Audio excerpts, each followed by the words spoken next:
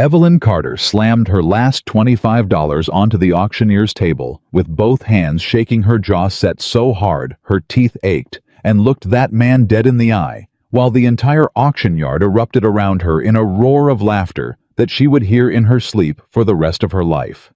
She did not flinch. She did not look away. She stood there in her worn dress and her cracked leather boots, and she let them laugh because that horse standing behind the fence, that thin, trembling, scarred little mare that every rancher in Wyoming territory had already written off as a carcass waiting to happen, that horse had looked at her. Not through her, not past her, at her.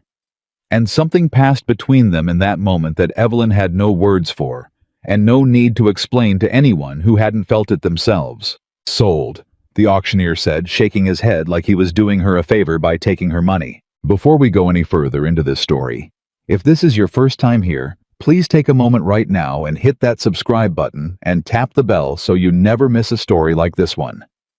And I want you to drop a comment down below telling me what city and state you're watching from. I love knowing how far these stories travel, and I read every single one. Now let's get back to Evelyn, because what happened next is something nobody in that town saw coming. The summer of 1884 had been brutal to Fremont County, Wyoming. 3 seasons of poor grass, 2 years of cattle prices so low that grown men had cried at their kitchen tables after supper when they thought their wives couldn't hear. The kind of summer that makes a person understand in a way they never wanted to, exactly how thin the line is between having something and having nothing at all. Evelyn had crossed that line when her husband Thomas died. He had not been a wealthy man. Nobody in Fremont County confused Thomas Carter with a man of means, but he had been steady and stubborn in the good way, and he had loved that little piece of land they called their own with something close to reverence. 20 acres of grass and rocky soil on the eastern edge of the county, a modest stable, a vegetable garden that Evelyn had expanded every spring, and a reputation for honest dealing that Thomas had spent 15 years building one handshake at a time. Then he was gone. A fever, the doctor said. It moved fast the way fevers do when they mean business, and within 9 days, Thomas Carter had gone from a man complaining about a sore throat to a man in the ground behind the church, and Evelyn had stood at that grave in October, rain holding her own elbows, because there was nobody left to hold her. She was 27 years old. She owed the bank $240. She had a ranch that needed 2 people to run, and she was one. The women of Fremont County brought casseroles for the first 2 weeks. The men tipped their hats when they saw her in town, and said things like, "You let us know if you need anything, ma'am," in the tone that meant they hoped very much that she would not. And then life moved on. The way life does, indifferent to individual grief, and Evelyn Carter was left alone to figure out what came next. What came next for 2 years was work. She was not good at being pitied, and she was not interested in being rescued. She hired a boy named Cody Marsh for seasonal work, when she could scrape together his wages, and she learned to do everything else herself. She mended fences in the dark because that was the only time she could spare. She drove her small wagon to market alone and negotiated prices with men who assumed she didn't know what things were worth, and she proved them wrong often enough that some of them started treating her with something approaching respect. But the drought had worn her thin. The grass that should have fed the cattle she was trying to rebuild wasn't coming in right. She had sold off stock at the wrong time under pressure from the bank, and the prices had been terrible.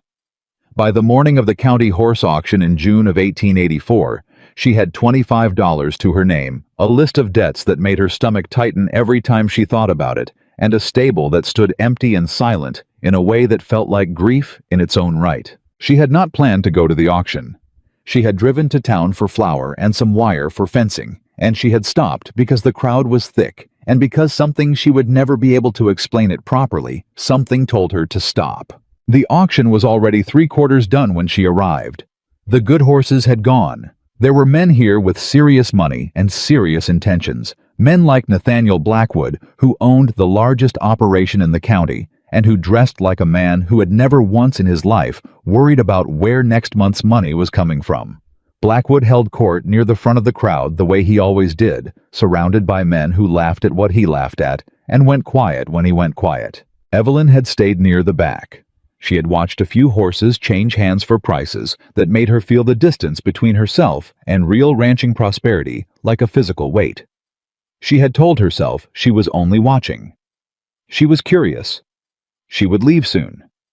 Then they brought out the mare. She came through the gate sideways, nervous and stumbling, and Evelyn heard the crowd's reaction before she could see clearly what they were reacting to. Laughter, and the specific contemptuous kind, not surprised laughter, but laughter of confirmation, as if this was exactly what everyone expected. The horse was small. She was a dusty brownish-gray color that managed to look neither distinctive nor attractive. The kind of color that seemed to absorb light rather than reflect it. Her ribs were too visible. She moved with a hitch in her right foreleg that she was trying to hide, working to compensate for it with every step. And Evelyn recognized that effort immediately. It was the way a creature behaves when it is trying very hard not to appear as vulnerable as it is. "Last lot of the day, gentlemen," the auctioneer called out. "This here mare was acquired from a private sale up near Casper. She's had some health trouble, what they're calling a respiratory ailment, but she's through the worst of it. We'll start the bidding at $25. Silence. Not the anticipatory silence of people deciding what to offer. The flat silence of collective disinterest. $25 for a registered mare. The auctioneer tried again with less confidence now. "Registered as what?" someone shouted, and the crowd laughed. "She ain't worth the hay it'd take to feed her through winter," called another voice. $25 to put her out of her misery, maybe, said a man standing just to Evelyn's left, loudly enough that people around him turned to appreciate the joke. The mare stood in the center of the ring, with her head slightly lowered and her ears flicking nervously at the noise. She was breathing harder than she should have been at rest, and then she turned. She turned her head, and she looked directly at Evelyn. Evelyn would spend years trying to describe that moment and never quite getting it right. She was not a woman who put stock in mysticism or signs from above. She was practical in the way that poverty insists upon. But she had looked into enough animal eyes over enough years to know the difference between a creature that was broken and a creature that was enduring. And what she saw in that mare's eyes was not defeat. It was something closer to patience. It was the look of something that had decided to wait out the storm. She started moving before she consciously made the decision. She was through the crowd and at the fence before she could talk herself out of it. And then she was pulling the $25 out of the inside pocket of her coat. And then she was putting it on the table, and the auctioneer was looking at her with genuine uncertainty. "Ma'am?" $25, Evelyn said. "I'm buying her." The auctioneer looked at her money. He looked at the mare. He looked back at Evelyn. "Ma'am, I want to make sure you understand what you're looking at here. This horse has been ill. There's no guarantee she'll—" "I understand what I'm looking at," Evelyn said. "Are you going to take my money or not?" The laughter started before he even said the word sold. It rolled through the crowd in waves, the kind of communal mockery that bonds people together over someone else's expense. She heard it clearly and distinctly, the laughing and comments thrown in her direction that she did not dignify with acknowledgement. She heard Nathaniel Blackwood's voice closer than she expected. $25? He said with a satisfaction that had something unpleasant underneath it. "That's the price of sentiment, I suppose. No rancher in this county would call that a business decision." He wasn't speaking to her, she realized. He was speaking to the men around him, performing for an audience as he always did. "No, sir," agreed one of his companions. "That's the price of a widow who don't know any better." Evelyn kept her eyes forward. She did not look at Nathaniel Blackwood. She had nothing to say to a man like that in a moment like this. She picked up the rope halter and walked into the ring. The mare watched her come. She stood very still while Evelyn approached. Which surprised her. The horse had been nervous and skittish a moment ago, reacting to the crowd and the noise. But something about Evelyn's approach changed the animal's whole posture. Her ears went forward. Her breathing slowed slightly. Evelyn reached out and put her hand very gently on the side of the mare's neck. "All right," she said softly, so only the horse could hear. "I've got you now. We're going to walk out of here together, and we're not going to let them see us hurry." The horse took one step toward her. Just one. But it was deliberate, and Evelyn led her out through the gate while the laughter continued, and she kept her spine straight and her pace even, and she did not look back once. The walk home was 6 miles. Evelyn did not attempt to ride the mare. She could see the exhaustion in her, the careful way she managed that weak leg, and there was no reason to add weight to what was already a hard day for an animal that had been through enough. So they walked together, Evelyn leading and the horse following, and the afternoon shifted into early evening, with the sky going orange and then pink, and then the purple-gray of approaching dark. Evelyn talked to her the whole way. She wasn't sure why exactly, except that the quiet needed to be filled, and the mare seemed to listen, her ears moving to follow the sound of Evelyn's voice. "I don't know what your name was before," Evelyn told her, "and I expect it doesn't matter much now. I'm going to call you Dusty, on account of that color you are. It's not the most glamorous name in the world, I realize, but I think you'll find it suits you just fine." The mare's ear flicked back at the word Dusty, as though she were considering it. "I also want to be honest with you," Evelyn continued, because honesty seemed important. "Because I think you've probably had enough people being dishonest about your prospects. I don't know if you're going to recover. I don't know what exactly is wrong with your leg, or how bad that sickness really was. What I do know is that you're going to have good food, clean water, and someone who will sit with you if you're having a hard night. That's what I can promise you. It isn't much, but I keep my promises." She thought about Thomas then briefly, and with the particular ache that grief settles into after 2 years, no longer sharp enough to stop her breathing, just always present like a stone in her shoe that she'd learned to walk with. Thomas had believed in her judgment. When the whole world was telling her she was wrong about something, Thomas had this way of looking at her patient, certain a little amused that communicated without words, that he thought the whole world was probably mistaken and would likely figure it out eventually. She wished he could see her right now. She thought he probably would have liked Dusty. By the time they reached the ranch, the stars were beginning to show themselves, and Evelyn led Dusty into the stable and settled her into the stall that had been empty for the better part of a year. She brought clean water. She brought hay, the good portion she'd been saving. She sat on a stool outside the stall with the lantern hanging from the nail above her head and watched the mare drink and then eat with the careful deliberateness of an animal that has learned not to trust that the food will still be there tomorrow. "You've been hungry a while," Evelyn observed. Dusty didn't look up from the hay. "That's all right," Evelyn said. "We've both been hungry a while." The next morning, Cody Marsh arrived at first light and stopped dead in the doorway of the stable. He was 19 years old, lean as a fence post, with a serious face that he'd cultivated to compensate for the fact that he was not yet old enough for anyone to take seriously without effort. "Mrs. Carter," he said carefully, looking at Dusty. "Is that a new horse?" "It is." "She looks—" He searched for a diplomatic word and failed to locate one. "She looks like she's seen some hard times." "She has," Evelyn agreed. "If you don't mind my asking, ma'am, where'd she come from?" "County auction yesterday." Cody studied Dusty for a long moment. The mare was eating slowly and steadily, ignoring him, with the mild disregard of an animal that had decided he was not a threat. "What did you pay for her?" he asked, with the directness that the very young occasionally deploy before they've learned better. $25. Cody's expression went through several changes in quick succession, ending somewhere in the vicinity of carefully controlled concern. "I see," he said. "You're doing the same math everyone else did yesterday," Evelyn told him. "I'm not." "I wouldn't, ma'am, I just—" $25 for an animal I can nurse back to health is a better investment than $25 in the bank at the rate I'm getting, Evelyn said.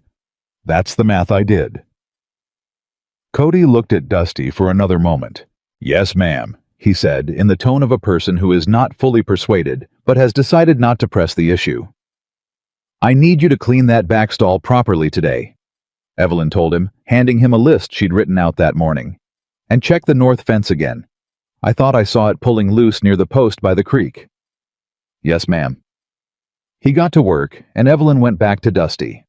The first 2 weeks were the hardest. The mare's appetite was inconsistent in the way that animals recovering from serious illness tend to be good one day, almost nothing the next, as though the body hadn't fully committed to the project of getting better yet. She drank well, which Evelyn took as an encouraging sign. She slept long hours and woke easily startled by sounds she should not have been startled by, which told Evelyn that she had been in a state of constant low-level fear for some time before this, and her nervous system had not yet learned that things had changed. Evelyn understood that particular condition well enough. She changed the mare's routine gradually. She was patient in the mornings, letting Dusty set the pace.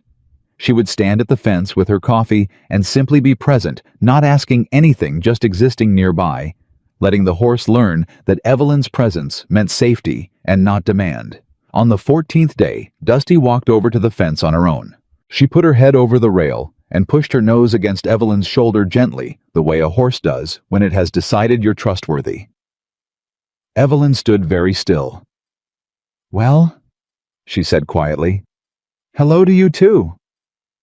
It was around this time that the talk started. Fremont County was small enough that everybody's business belonged in some sense to everybody, and Evelyn had long since accepted this as one of the facts of rural life. She heard it at the dry goods store. She heard it at the post office. She heard it in the particular silence that fell when she entered a room and the particular murmur that followed when she left. She spent her last money on that horse, every last dollar. Poor thing.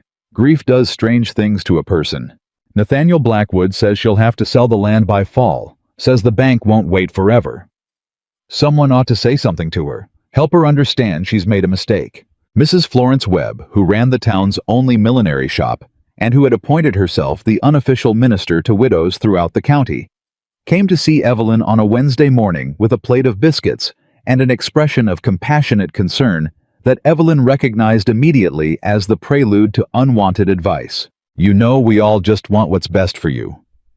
Florence began settling herself at the kitchen table with the ease of a woman who has never quite been persuaded she's unwelcome. "I appreciate that," Evelyn said, pouring coffee. "It's just that people are worried. That horse you bought, her name is Dusty." Florence paused. "Yes, Dusty.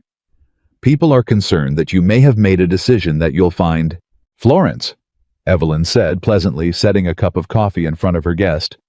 "Have a biscuit. I just think—" She drank a full bucket of water this morning and finished her hay. Her leg is better. She walked the length of the fence without the hitch in her step. Evelyn sat down across from her. "So I'm not worried, but I appreciate you coming." Florence opened her mouth and closed it again. "These are good biscuits," Evelyn said. Florence left 40 minutes later, no wiser and no more persuaded than she had arrived. But Evelyn had managed to redirect the conversation 4 times without being impolite about it, which she counted as a reasonable success. It was 3 weeks after that when the first truly strange thing happened. Evelyn had been working Dusty lightly on a long line, nothing strenuous, just getting the mare used to being directed and handled. The leg had improved dramatically, almost completely in fact, which still surprised her every time she watched the horse move, because the improvement was faster and more thorough than she had any right to expect. What surprised her more was the way Dusty moved. She had the kind of stride that you notice. Not spectacular in any single element, not the longest stride or the highest knee action or the most dramatic pace. But there was something in the overall quality of how she moved, a completeness to it, a precision, and an economy that made Evelyn stop the line work and just watch.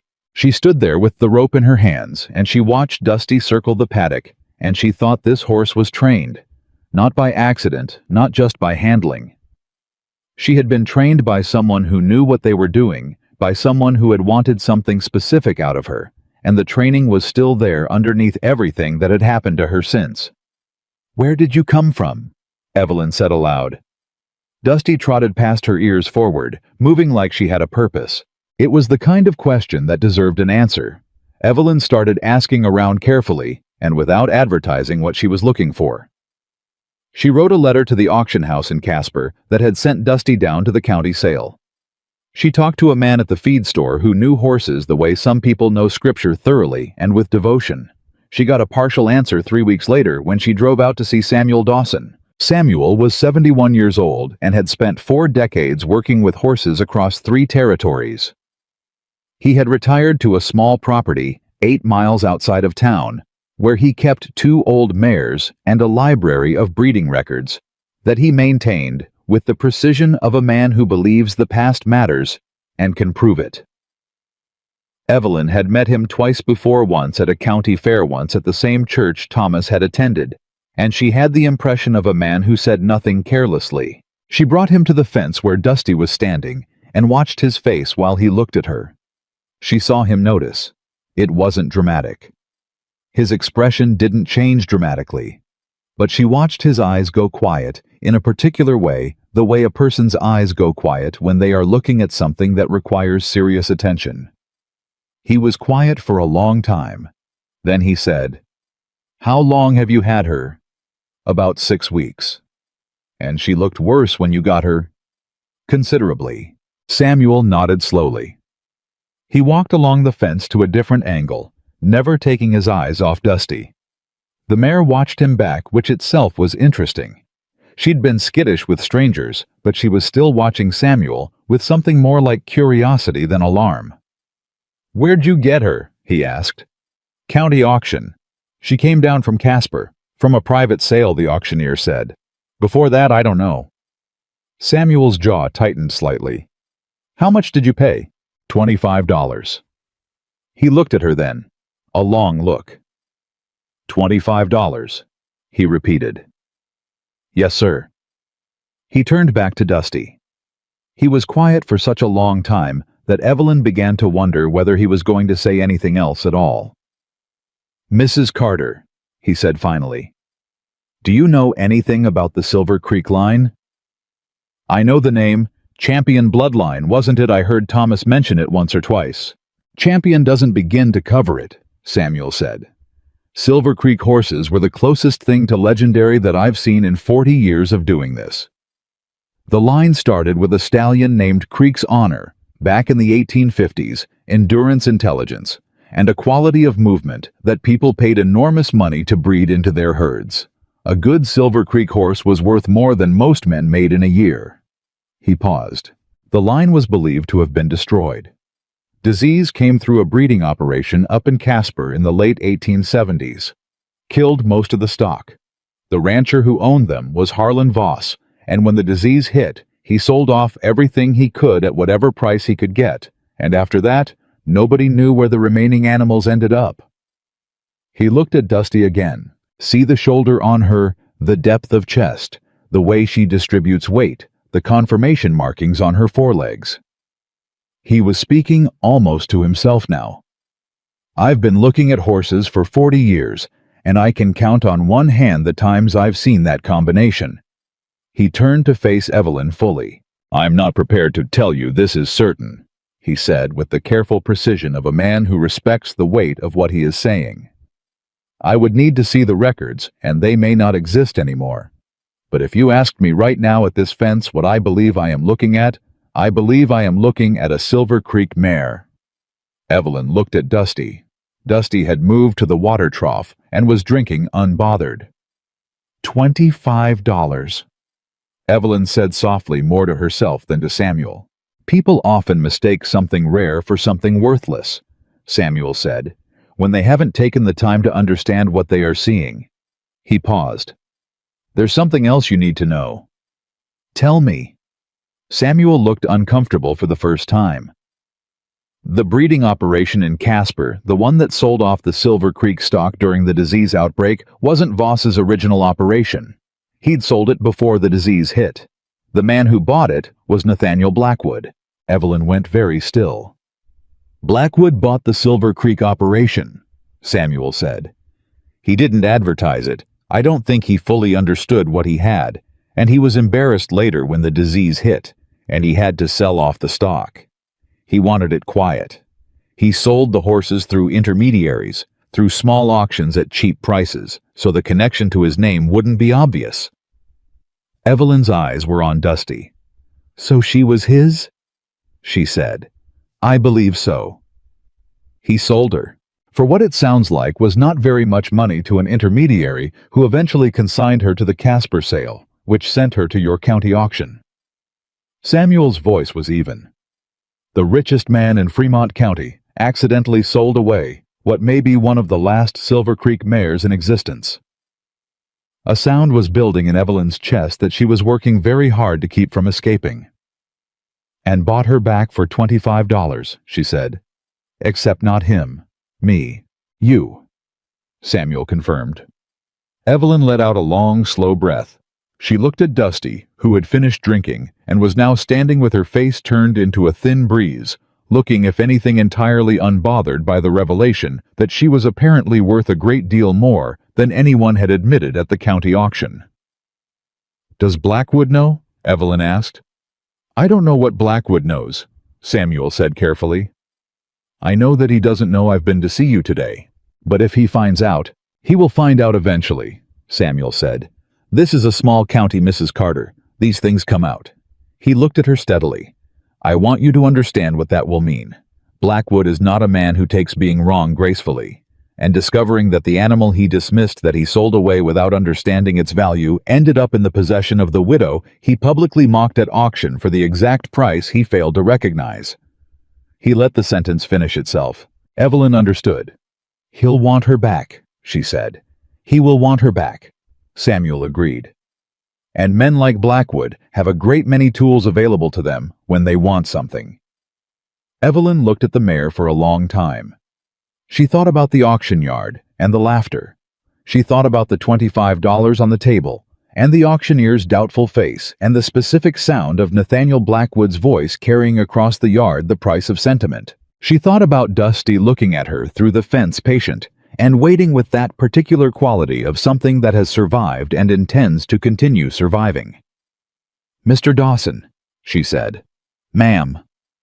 Are you going to help me find those records? Samuel was quiet for a moment. Then something shifted in his expression, something that on a younger man's face might have looked like anticipation. Mrs. Carter, he said, I believe that's exactly what I'm going to do. Samuel Dawson did not waste time.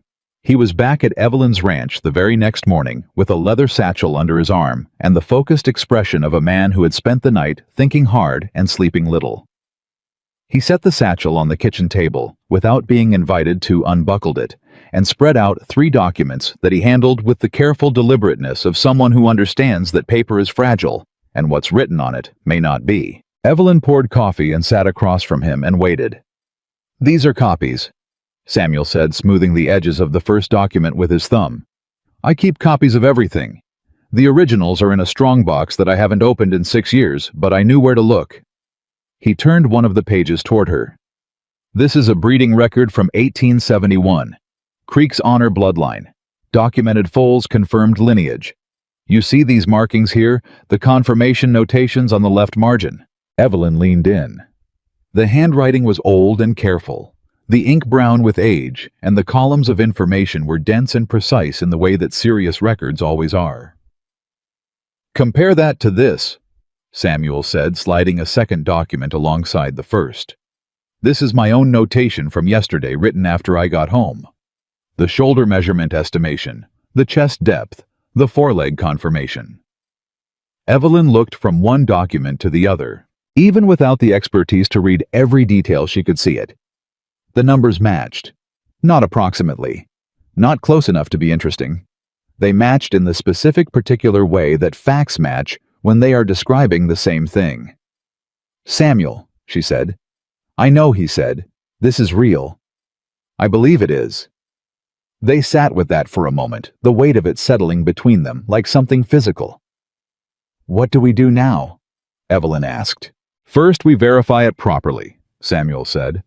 There's a man in Cheyenne, a breeder named Arthur Holt, who has the most complete Silver Creek documentation outside of what the Voss family kept.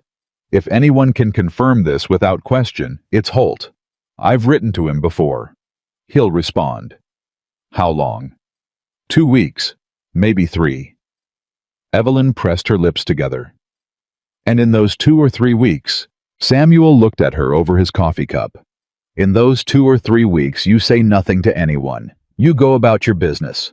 You keep working Dusty the way you've been working her, which by the look of her was exactly right, and you do not give Nathaniel Blackwood any reason to look in your direction. He's already looking, Evelyn said. He was at the Mercantile on Tuesday. He made a point of walking past me twice. Said nothing both times, just looked. Samuel set down his cup. He doesn't know yet. If he knew, he would not be subtle about it. That's not his nature. What he's doing right now is watching. He knows something is different, and he can't place what it is. Why would he think anything is different? I bought a $25 horse. That's not new information. No, Samuel said. But you're not behaving the way he expected you to. Evelyn frowned. He expected you to be embarrassed, Samuel said. He expected you to either sell her quietly or lose her to the bank and let him have the satisfaction of being right. Instead, you're... He gestured in a way that took in the kitchen, the ranch, the whole shape of her life these past weeks. You're not embarrassed. You're working.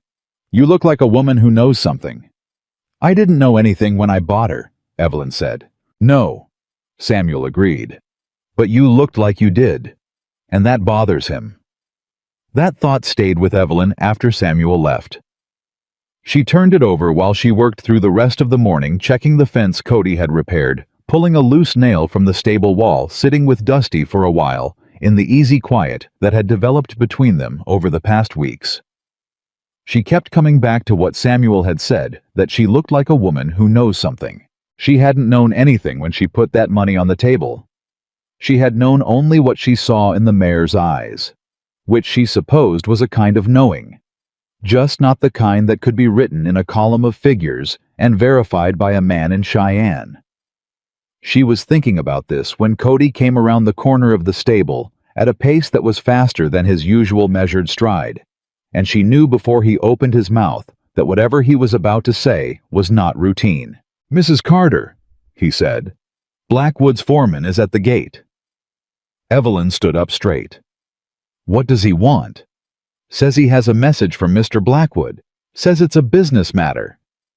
She thought of Samuel's words from that morning. "You do not give Nathaniel Blackwood any reason to look in your direction."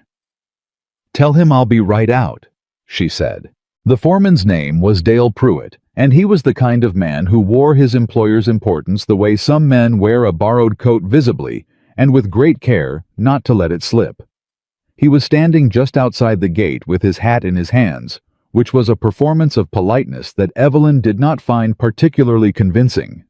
"Mrs. Carter," he said, "Mr. Blackwood asked me to pass along his regards." "That's kind of him," Evelyn said in a tone that gave nothing away. "He also asked me to let you know that he's been thinking about your situation. He understands these past 2 years have been difficult, and he wants you to know that he's a man who believes in helping his neighbors when he can." Evelyn waited. "He'd like to make you an offer on the mare," Pruitt said. "The one from the auction. He's authorized me to offer you $150, which I think we can both agree is considerably more than what you paid, and considerably more than the animal is likely worth on the open market. $150. 6 times what she'd paid, from a man who had called it sentiment. Evelyn kept her face exactly as it was. "I appreciate Mr. Blackwood's concern," she said, "but the mare isn't for sale." Pruitt's expression flickered. "Mrs. Carter, $150 is—" "I heard the number," she said pleasantly. "And the mare isn't for sale. Please thank Mr. Blackwood for the offer." There was a pause in which Pruitt tried to decide what move came next and came up empty. "He may increase the figure," Pruitt said. "If you had a different number in mind—" "The number doesn't matter," Evelyn said. "She isn't for sale at any figure. Is there anything else?" Pruitt put his hat back on. "No, ma'am," he said with a flatness that told her the conversation was going to be reported back in detail. "I'll pass that along." He left. Evelyn watched him go, and then she went back inside and sat at the kitchen table for a long time without doing anything at all. $150. The bank payment she owed was $240. She had $37 in the coffee can on the top shelf. If she sold Dusty at Blackwood's price, she would be $147 closer to clearing her debt, and she would be free of the anxiety that woke her at 3 in the morning, at least twice a week, and she would have nothing. She would have absolutely nothing. Because the debt would still be there, smaller, but not gone, and the stable would be empty again, and she would have proven every single person in this county right. She would have been the widow who made a foolish decision, and then corrected it for a fraction of what it was worth, and Nathaniel Blackwood would have gotten exactly what he wanted for $150, and the story would be over. She thought about Dusty looking at her through the fence at the auction. She thought about that one deliberate step toward her. She got up and wrote a letter to the bank asking for 60 additional days on her payment, citing livestock recovery and anticipated income from the upcoming county fair's working horse exhibition. It was not a lie exactly. She did intend to exhibit Dusty at the fair. Whether that would translate into income depended on factors she could not yet control. She sent the letters with Cody the next morning and did not let herself think about whether it would work. The answer came back in 4 days. 60 days the bank manager wrote, but not a day more, and he hoped Mrs. Carter understood the seriousness of the institution's position.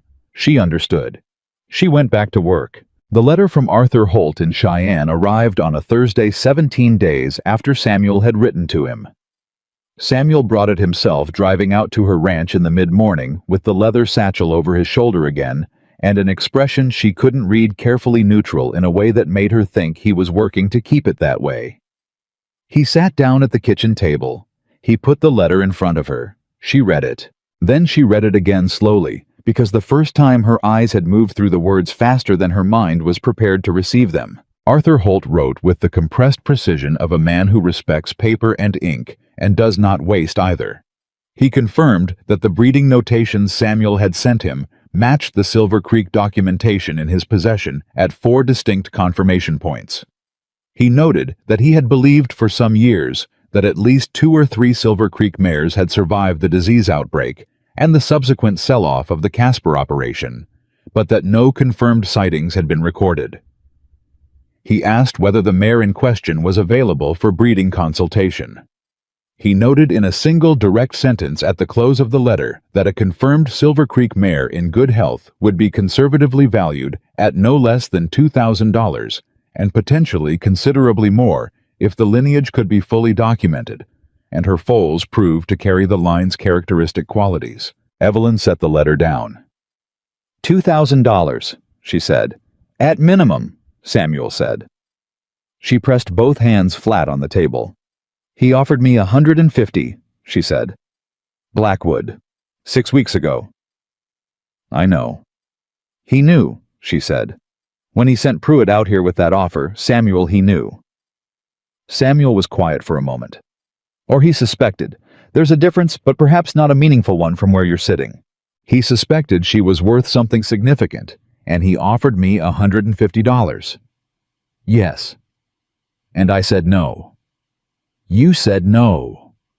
She sat back in her chair and looked at the ceiling and felt something that was partly triumph and partly fury, and mostly a cold settling clarity, the kind that comes when you understand a situation completely for the first time and realize you've been in the middle of it all along. He's going to come back, she said. He already has, Samuel said. Pruitt was in town yesterday asking questions about you, about your debts, about the bank situation. Evelyn brought her eyes down from the ceiling. He's going to try to use the bank, she said. I think he's going to try several things, Samuel said carefully. He's a man of resources, and he's been embarrassed. That combination tends to produce sustained effort. What kind of sustained effort? Samuel looked at his hands. He already owns 2 notes on properties adjacent to yours. He's a preferred customer at your bank, has been for 20 years. I don't know what he can do exactly. I know what men like him have done before. The kitchen was quiet. Outside, somewhere near the stable, Dusty made a sound, the low carrying noise a horse makes when it's content, and simply announcing its presence to the world. Evelyn listened to it. I need to document everything, she said. The purchase, the recovery, the lineage verification. Every piece of paper in a sequence that cannot be disputed. That's exactly right, Samuel said. And I need a lawyer. There's James Whitfield in Laramie. He handled my brother's property case 3 years ago. He's honest and he's thorough, which around here is worth more than clever. Can you get a message to him? I'll go myself if you need me to. I need you to, Evelyn said. Samuel nodded once with the clean economy of a man who means what he agrees to. There's one more thing, he said, and something in his voice changed in a way that made Evelyn look at him more carefully. Tell me. The Wyoming Championship Horse Trials, Samuel said. In October. You know them. I know of them. I've never had a horse to enter. The championship is one of the most watched events in the territory. Judges come from 3 states. Breeders attend from as far as Denver and Kansas City. Anyone who wins or even places strongly their horse is known. Their name is known. He met her eyes. If Dusty runs in the championship trials and performs the way I think she can perform, the documentation question becomes almost secondary. Because every serious breeder in the territory will have seen her move. Every person who matters in this world will have watched her. And Nathaniel Blackwood will have to explain publicly how that horse ended up going for $25 at a county auction. Evelyn felt something move through her chest, not quite excitement, not quite fear. Something that lived between those two things. October, she said. That's 4 months. 4 months to condition her properly. 4 months to document the lineage fully with Holt's confirmation in writing. 4 months to let the story become something that can't be argued away. And 4 months for Blackwood to do whatever he's going to do, Evelyn said. Yes, Samuel said. That too. She stood up and walked to the window that faced the stable. Dusty was at the fence, head over the rail, watching the road, with her ears up in the alert and interested way she had when something had caught her attention. 4 months ago, that horse had been standing in an auction yard, being laughed at. She looked like something entirely different now. She moved like something entirely different. Every day that passed, Evelyn could see more clearly what Samuel had seen at the fence that first morning. The confirmation, the quality of movement, the particular intelligence in those dark eyes. It was as though recovery had pulled away a covering, the way cleaning a piece of silver reveals what was always underneath the tarnish. I'll do it, Evelyn said. She heard Samuel let out a long breath behind her, and she had the sense he had been slightly less certain of her answer than he was letting on. I'll start on the conditioning program, he said, and I'll write to Whitfield. Good. He stood to leave, gathering the letter and his satchel, and at the door he paused with his hand on the frame. Mrs. Carter, he said, I've been in this business a long time. I've seen good horses, and I've seen great ones, and I've seen what happens when someone who doesn't understand what they're holding tries to sell it off cheap. He looked at her steadily. You walked into that auction yard with $25, and you saw something that a man with 40 years of experience would have been proud to see. I want you to remember that in the months ahead, when things get difficult. When things get difficult, she repeated. Yes, ma'am. Not if. He left. Evelyn stood at the window for a moment longer, watching Dusty at the fence. Then she put on her work gloves and went outside. They started the conditioning work the following week. Samuel arriving 3 mornings out of 7 and bringing with him a program that he had clearly thought through with great care. It was gradual, methodical, designed around Dusty's specific history, the illness, the recovery, the leg that had been weak and was now strong, but still needed to be trusted before it could be pushed. Evelyn learned things about her horse that surprised her even now, months into their relationship. Dusty was smart in a way that went beyond the ordinary horse intelligence of reading a rider's mood or learning a routine. She watched. She assessed. When Samuel introduced a new exercise, she would try it once with what felt like exploratory caution, work out whatever it was asking of her, and then do it better the second time, in a way that suggested she had made a decision about it. She had opinions. She had preferences. She communicated both with a directness that Evelyn found privately extremely admirable. She also had an endurance that became more evident the more she was asked to work. Watch this, Samuel said one morning 3 weeks into the conditioning program. He extended their usual circuit by half again the usual distance, and Evelyn rode alongside on the old gelding she kept for ranch work, watching Dusty cover the ground. Where most horses would have shown some flagging at that distance, a slight heaviness in the step, a subtle resistance, Dusty simply continued. Same pace, same quality of movement. She was not struggling. She was not performing. She was working at a level of effort that seemed genuinely sustainable. How long could she go? Evelyn asked. That, Samuel said, watching the mare, with an expression Evelyn recognized by now as his version of deep satisfaction, is what's going to make Nathaniel Blackwood lose sleep. And then the trouble started. Not all at once. It never comes all at once when it comes from someone with money and patience and a long memory. It comes the way cold weather comes. You notice it first in small things, and by the time you understand that winter has arrived, it's already around you. It started with the bank. Evelyn had expected the 60 days to hold. She had the letter. She had the manager's signature. She had every reason to believe the agreement was solid. She found out it wasn't solid on a Tuesday morning in August when she went to town for supplies and stopped at the bank to make a partial payment. And the teller, a young man named Harris, who had always been pleasant and professional, looked at her paperwork with an expression that went through several changes before settling on something she could only describe as stricken. "Mrs. Carter," Harris said quietly, leaning slightly forward over the counter. "There have been some changes to your account." "What kind of changes?" "The note has been there's been a transfer of the primary obligation. The bank has sold your mortgage note to a private holder." Evelyn felt the floor tilt slightly under her feet. "Sold it? To whom?" Harris glanced to his left and then back at her. He did not say the name out loud.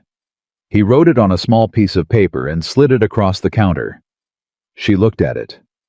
"Nathaniel Blackwood." She kept her face still. She kept her voice even. "When did this happen?" she asked. "Last week, ma'am." "I'm sorry. I thought you would have been notified. I wasn't." "I'm sorry," Harris said again, and she believed that he was, and it didn't help anything. She folded the paper and put it in her coat pocket, and thanked him and walked out of the bank and stood in the street for a moment, with the sun on her face, and thought very carefully about what she was going to do next. Blackwood now held her mortgage. He could call it due at his discretion, subject to the terms of the original note, which gave him 60 days' notice. 60 days to pay $240 or lose the ranch. She had $37. She walked to the telegraph office and sent a message to James Whitfield in Laramie. Then she walked to Samuel's property.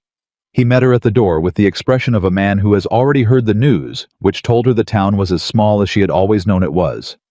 "I know," he said. "He bought my mortgage. I heard this morning." "Samuel, he can take the ranch." "He can try," Samuel said, which was not quite the same thing, and he said it with a specificity that made her stop. "Tell me," she said. He let her in. He had been at his records. She could see documents spread on the table, the same leather satchel, his reading glasses on top of a letter she didn't recognize.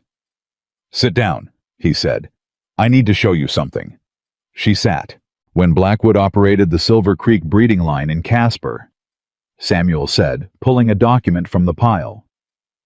"He did so under a secondary business interest, not under his own name directly. He used a partnership arrangement with a man named Victor Cale. The horses were registered under the Cale-Blackwood Breeding Partnership. Are you following me?" "Yes. When the disease hit and Blackwood sold off the stock, he did so through Cale. The sales were conducted in Cale's name. The records, if they show anything, show Cale as the seller. So Blackwood's name isn't on the sale that produced Dusty. Not directly, no. Which means that if Dusty's Silver Creek lineage is confirmed, Blackwood cannot easily claim he has a prior ownership interest. He sold her. Under his partner's name, yes, but he sold her. Legally, she is yours." Samuel's voice was careful and precise. "What he can do, what he is trying to do, is use your debt to force you to sell to him. He doesn't need legal ownership of the horse if he owns the ranch. If he forecloses, he gets everything on the property." Evelyn sat very still.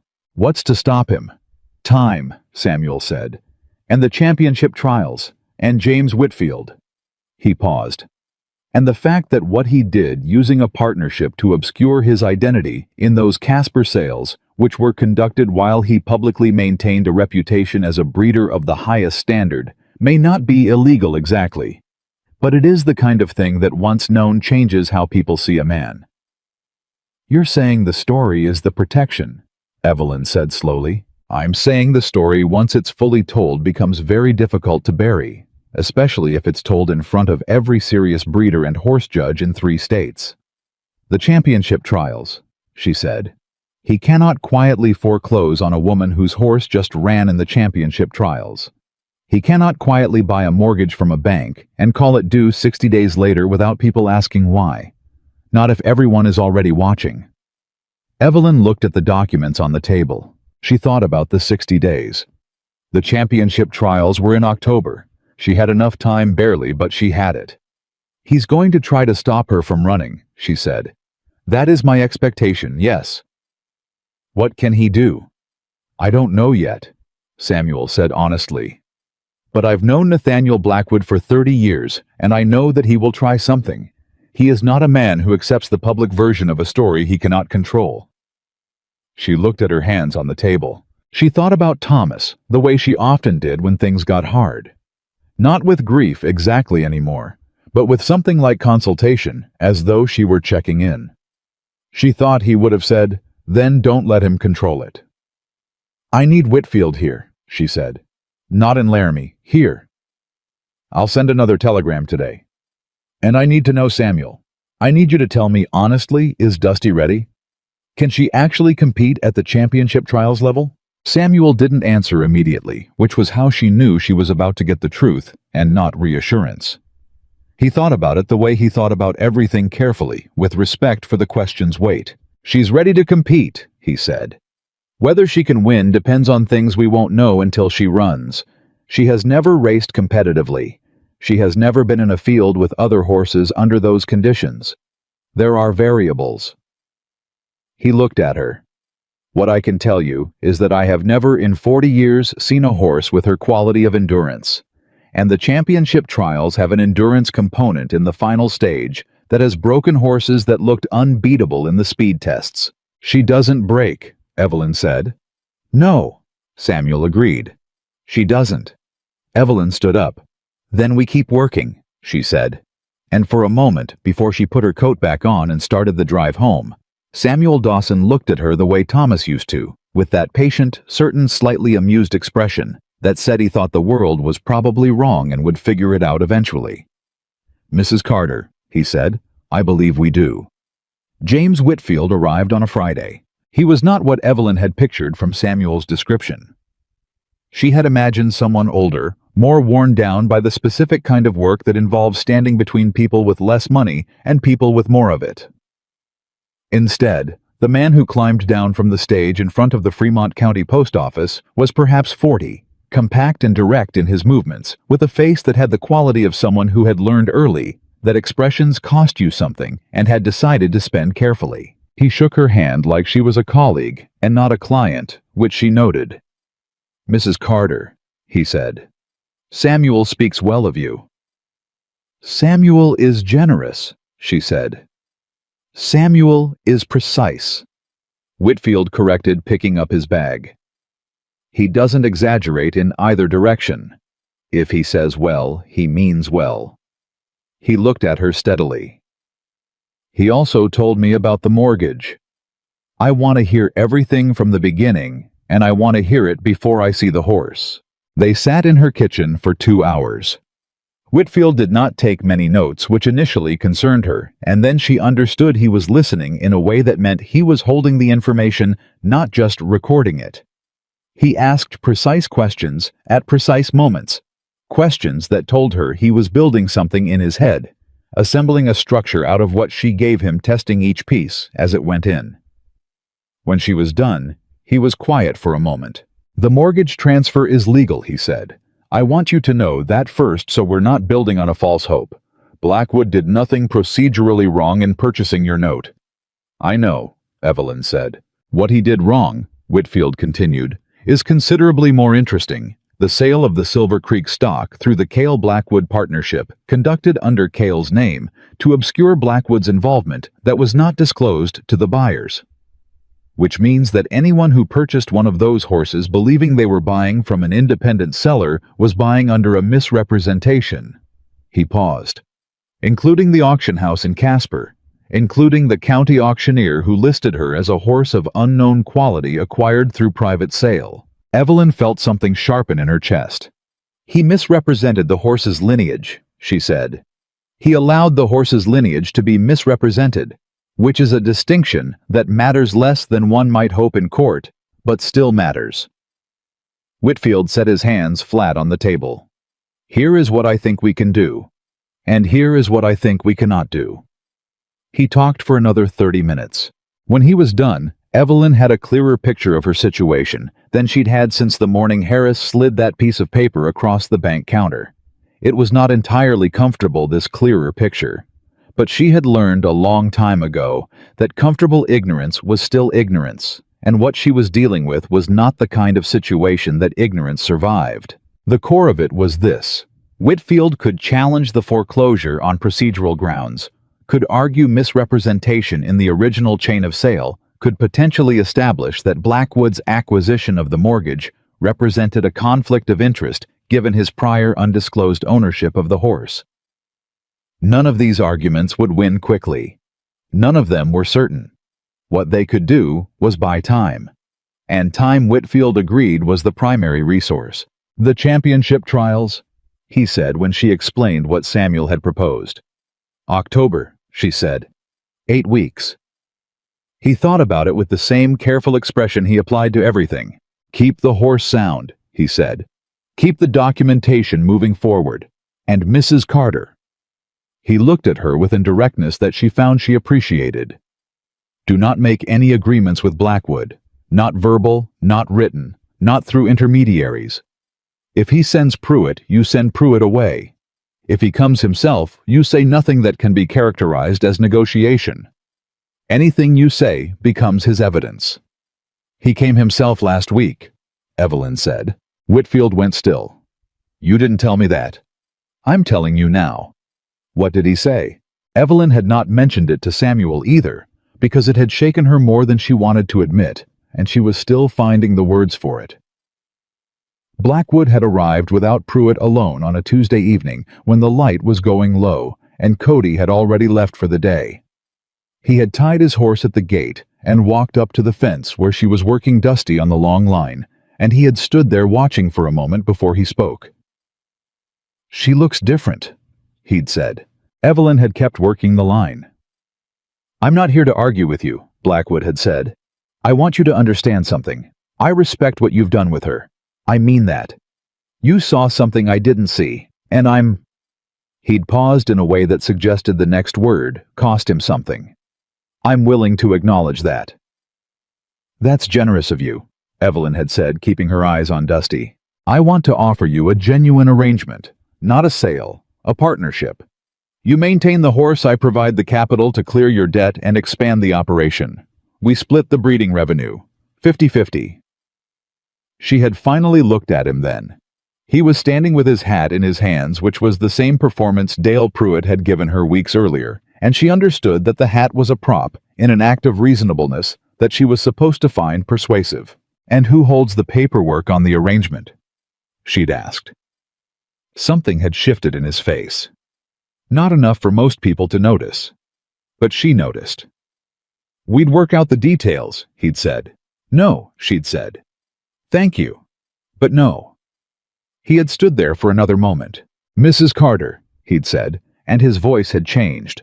Not threatening exactly, but the performance of reasonableness had stepped aside to let something older and colder have a moment. I want you to think carefully about what you're choosing. I am thinking carefully, she'd told him. That's why I'm saying no. He had left.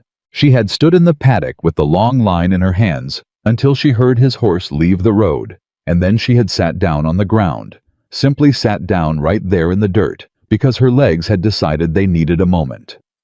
She told Whitfield all of this. He listened with a stillness that intensified as she went on. When she finished, he said, "He came alone, without Pruitt, without warning. Yes, that means he's concerned enough that he didn't want witnesses to the conversation. That's what I thought. Which means he's worried about what you know." Whitfield looked at her with something that might on a different face have been admiration. "He came to see how much you understood, and you didn't tell him anything." "I didn't know how much I understood at that point," Evelyn said honestly. "I just knew I didn't trust him." "That's better than understanding," Whitfield said. "Understanding can be reasoned away. Instinct is harder to argue with." He stood up. "Now take me to see the horse." He watched Dusty for 20 minutes without speaking, which Evelyn had started to recognize as what serious people did when they were seeing something worth taking seriously. Then he turned and walked back to the fence and said, "All right, here's what we're going to do." The next 8 weeks were the hardest of Evelyn's life, and she had lived through some genuinely hard ones. The conditioning work continued Samuel there 3 mornings a week, and Evelyn working Dusty herself every other day, the program building deliberately toward the specific demands of the championship trials course. Dusty responded to it the way she responded to everything, with that patient, intelligent determination that Evelyn had loved in her from the beginning and had come to rely on in a way that went beyond the professional. Whitfield worked in parallel, pulling records, writing letters, building the legal argument that he still described as a hedge rather than a guarantee. Arthur Holt sent a formal written confirmation from Cheyenne, notarized and precise, establishing the Silver Creek lineage to the satisfaction of anyone who understood what they were reading. Samuel made 3 trips into town and 1 trip to Casper in those weeks, following threads in old records with the specific obsession of someone who knows that the difference between a story and the truth is documentation. And Blackwood moved. He moved the way Evelyn had expected him to, and in ways she hadn't. The expected things first. A letter from the bank, or rather from Blackwood, through the bank's framework, noting that under the terms of the transferred mortgage, certain maintenance obligations had not been fully met, and requesting immediate inspection of the property. Whitfield handled this with 2 letters and a reference to a county ordinance that Blackwood apparently hadn't known existed, which bought them 3 more weeks. Then the unexpected. It was Cody who heard it first, because Cody was 19 and invisible in the way young men who work hard and say little tend to be invisible, and invisible people hear things. He came to Evelyn on a Wednesday morning with his hat in his hands and a look on his face that she had learned to pay attention to. "There's talk at the feed store," he said. "And at the saloon I wasn't drinking, ma'am, I was just—" "I know," she said. "Tell me." "People are saying the mare is unsound, that she never fully recovered from whatever she had, that she's going to come up lame in the trials, and it's going to be embarrassing, and—" He stopped. "Mrs. Carter, they're saying you know this and you're entering her anyway." Evelyn was quiet for a moment. "Who's saying it?" Cody shifted his weight. "I heard Pruitt's name twice, and a man named Ganner, who I know works a lease on Blackwood's north property. So it was a campaign. Not a single act of sabotage, but a sustained effort to undermine Dusty's credibility before she ever set foot on a competition course. It was, she had to admit, intelligent. You didn't need to stop the horse from running if you could make sure that everyone who watched her run was already prepared to discount what they saw. She told Samuel. Samuel told her he had already heard 3 versions of the story from 3 different people over the previous week, and had been deciding how to raise it with her. "He's trying to shape the narrative before we can establish it," Samuel said. "If people believe the horse is unsound, going in even a strong performance gets attributed to luck or adrenaline. What do? We invite people to come and see her work," Samuel said. "Not Blackwood's people, neutral people. People who know horses and who know the difference between a fit horse and a compromised one." He looked at her. "There's a man named George Beckett. He's a circuit judge for the regional horse associations. He was at the fair in Casper 2 years ago, and he judged the working horse exhibition there. He's respected. He has no connection to Blackwood that I know of. Can we get him here? I think if I write to him and explain that we have a horse, We believe to be a confirmed Silver Creek mare, and we'd like an independent assessment. He'll come," Samuel said. "That bloodline is worth the trip. For a man like Beckett, seeing a confirmed Silver Creek horse is like he searched for the right comparison. It's like a historian being offered a look at a document everyone believed was lost." "Write to him," Evelyn said.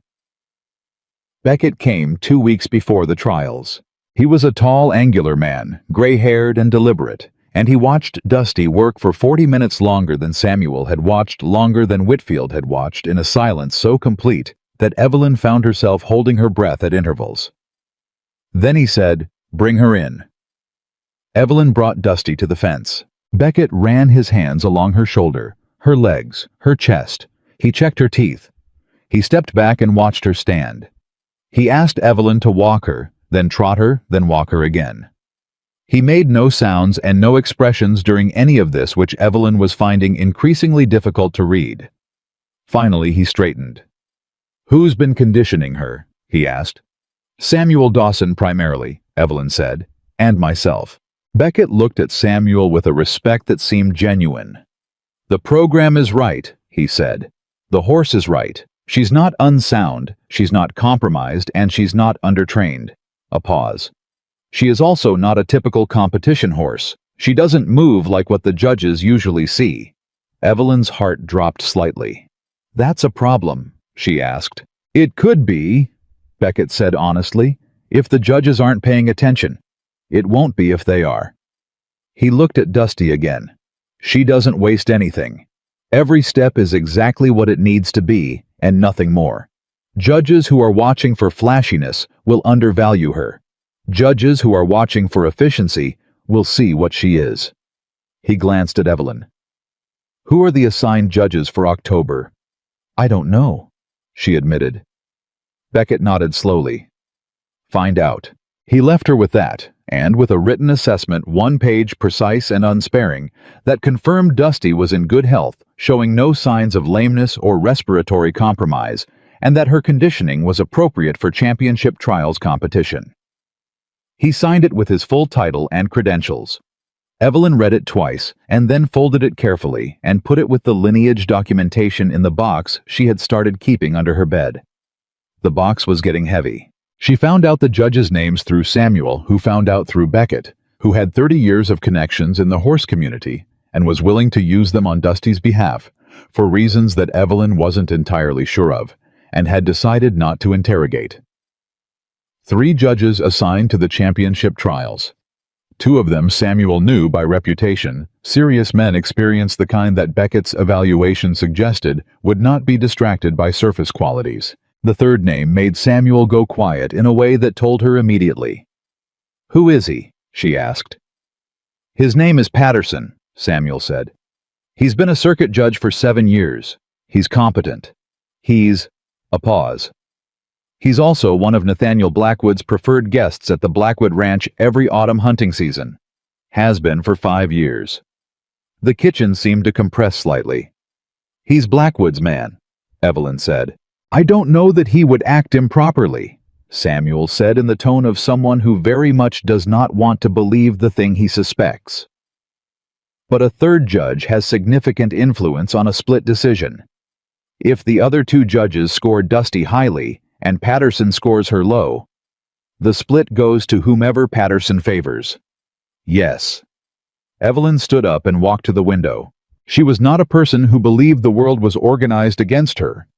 She had never found that belief useful or true in her experience. But she was standing in the specific intersection of circumstances where the deck was stacked so clearly and deliberately that pretending otherwise would have been a kind of willful blindness that she simply could not afford. She turned around.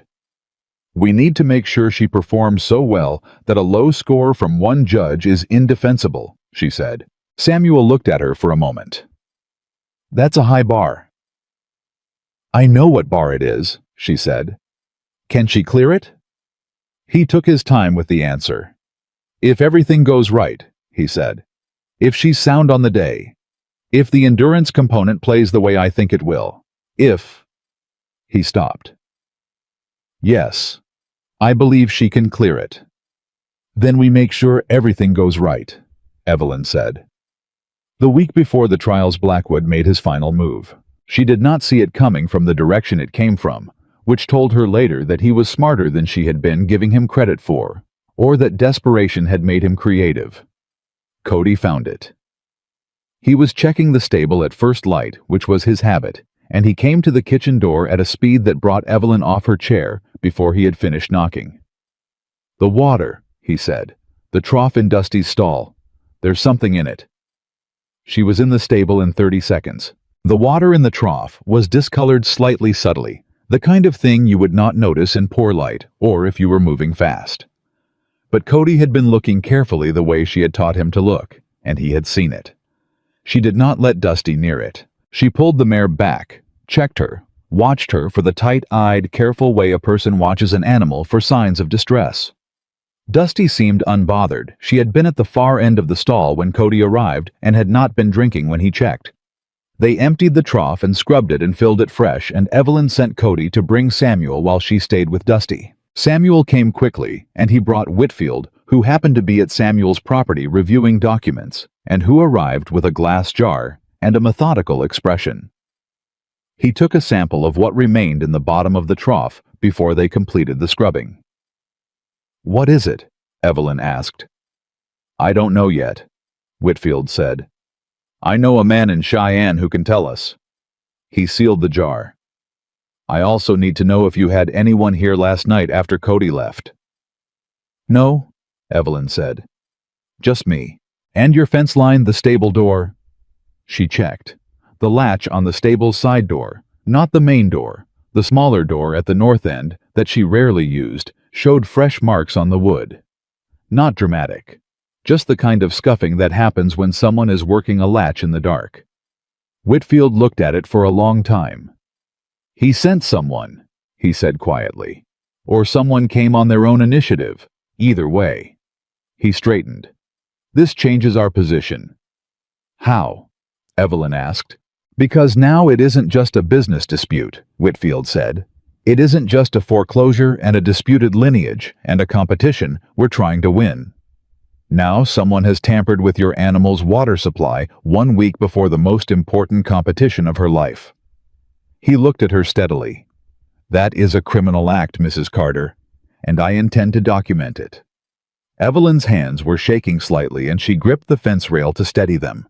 Dusty was beside her, warm and real and utterly herself.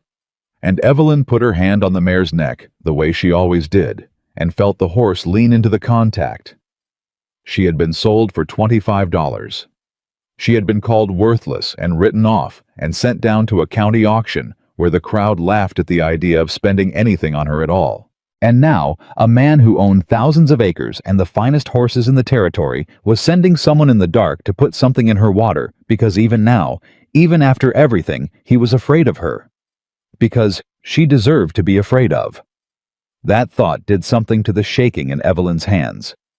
It steadied them. "Document everything," she told Whitfield. "Every detail," he confirmed. "And I want the sheriff involved," she said. Whitfield nodded. "I was going to suggest that." "Today," she said. "Not tomorrow. Today." Cody was already at the door, hat in hand, reading her face the way he'd learned to read it over 18 months of working beside her. "I'll go right now," he said. "Take the road fast," she told him. "Don't stop." He was gone before she finished the sentence. She turned back to Dusty. The mare was watching her with those dark eyes that Evelyn had first seen over an auction fence and had never fully been able to look away from since. "7 days," she said quietly. The mare's ear moved toward her voice. "7 days," Evelyn said again. "And then we go show them." The sheriff came that afternoon. His name was Harlan Cole, a man in his 50s who had held the position for 12 years and who had the particular quality of long-experienced law enforcement everywhere, a patience so thorough that it could be mistaken for slowness, and an observation that missed very little. He looked at the stable door. He looked at the jar Whitfield had prepared. He wrote things in his notebook with a deliberateness that Evelyn found, under the circumstances, genuinely reassuring. "You believe this was deliberately done," he said. "I believe someone came through that side door last night and put something in my horse's water trough," Evelyn said. "I'll let you draw your own conclusions about deliberate." Cole looked at the latch marks again. "Any idea who—" Evelyn said nothing. Cole glanced at Whitfield, who said nothing. Cole wrote something in his notebook. "I'll want to talk to some people," he said. "I expect you will," Whitfield said. Cole looked at Evelyn. "You're running this horse in the championship trials next week." "I am," she said. He was quiet for a moment. "You make sure she's ready," he said, "and you make sure she's not left alone between now and then." "Understood," she said. He left. Samuel stayed. Whitfield stayed. Cody stayed bedding down in the stable that night with a lantern and a rifle that Evelyn had not asked him to bring and was grateful to see anyway. She sat in the kitchen until past midnight, going through the documentation in the box under her bed, with a kind of focused calm that she recognized as her mind's response to threat, not paralysis, not panic, but a narrowing of attention to what mattered and what could be done about it. What could be done about it was go to the trials, run the horse, let the story tell itself. In the 5 days before the championship trials, Nathaniel Blackwood sent no more intermediaries. No letters came from the bank. Pruitt was not seen on the road near her ranch. The specific quality of silence that settled over those 5 days was not peaceful. It was the silence of something gathering itself, of a situation, moving toward its conclusion, with the particular momentum that built. Situations develop when they have run too long to stop. On the last evening, Evelyn sat with Dusty in the stable for a long time, longer than she usually allowed herself to sit still. She ran her hands over the mare's shoulders, her legs the deep chest that the breeding records described, and that Arthur Holt's letter confirmed. She checked everything a person who knew horses checks when they are about to ask one to perform. Dusty was sound. Dusty was fit. Dusty was ready in the way that a creature that has survived everything it has survived and come through with its essential nature intact is always finally ready. "I don't know if we win tomorrow," Evelyn said. Dusty breathed steadily. "I know what winning would mean. I know what we're going to do with it." She was quiet for a moment. "But I also know that you've already proven everything that matters. You've already shown me what you are.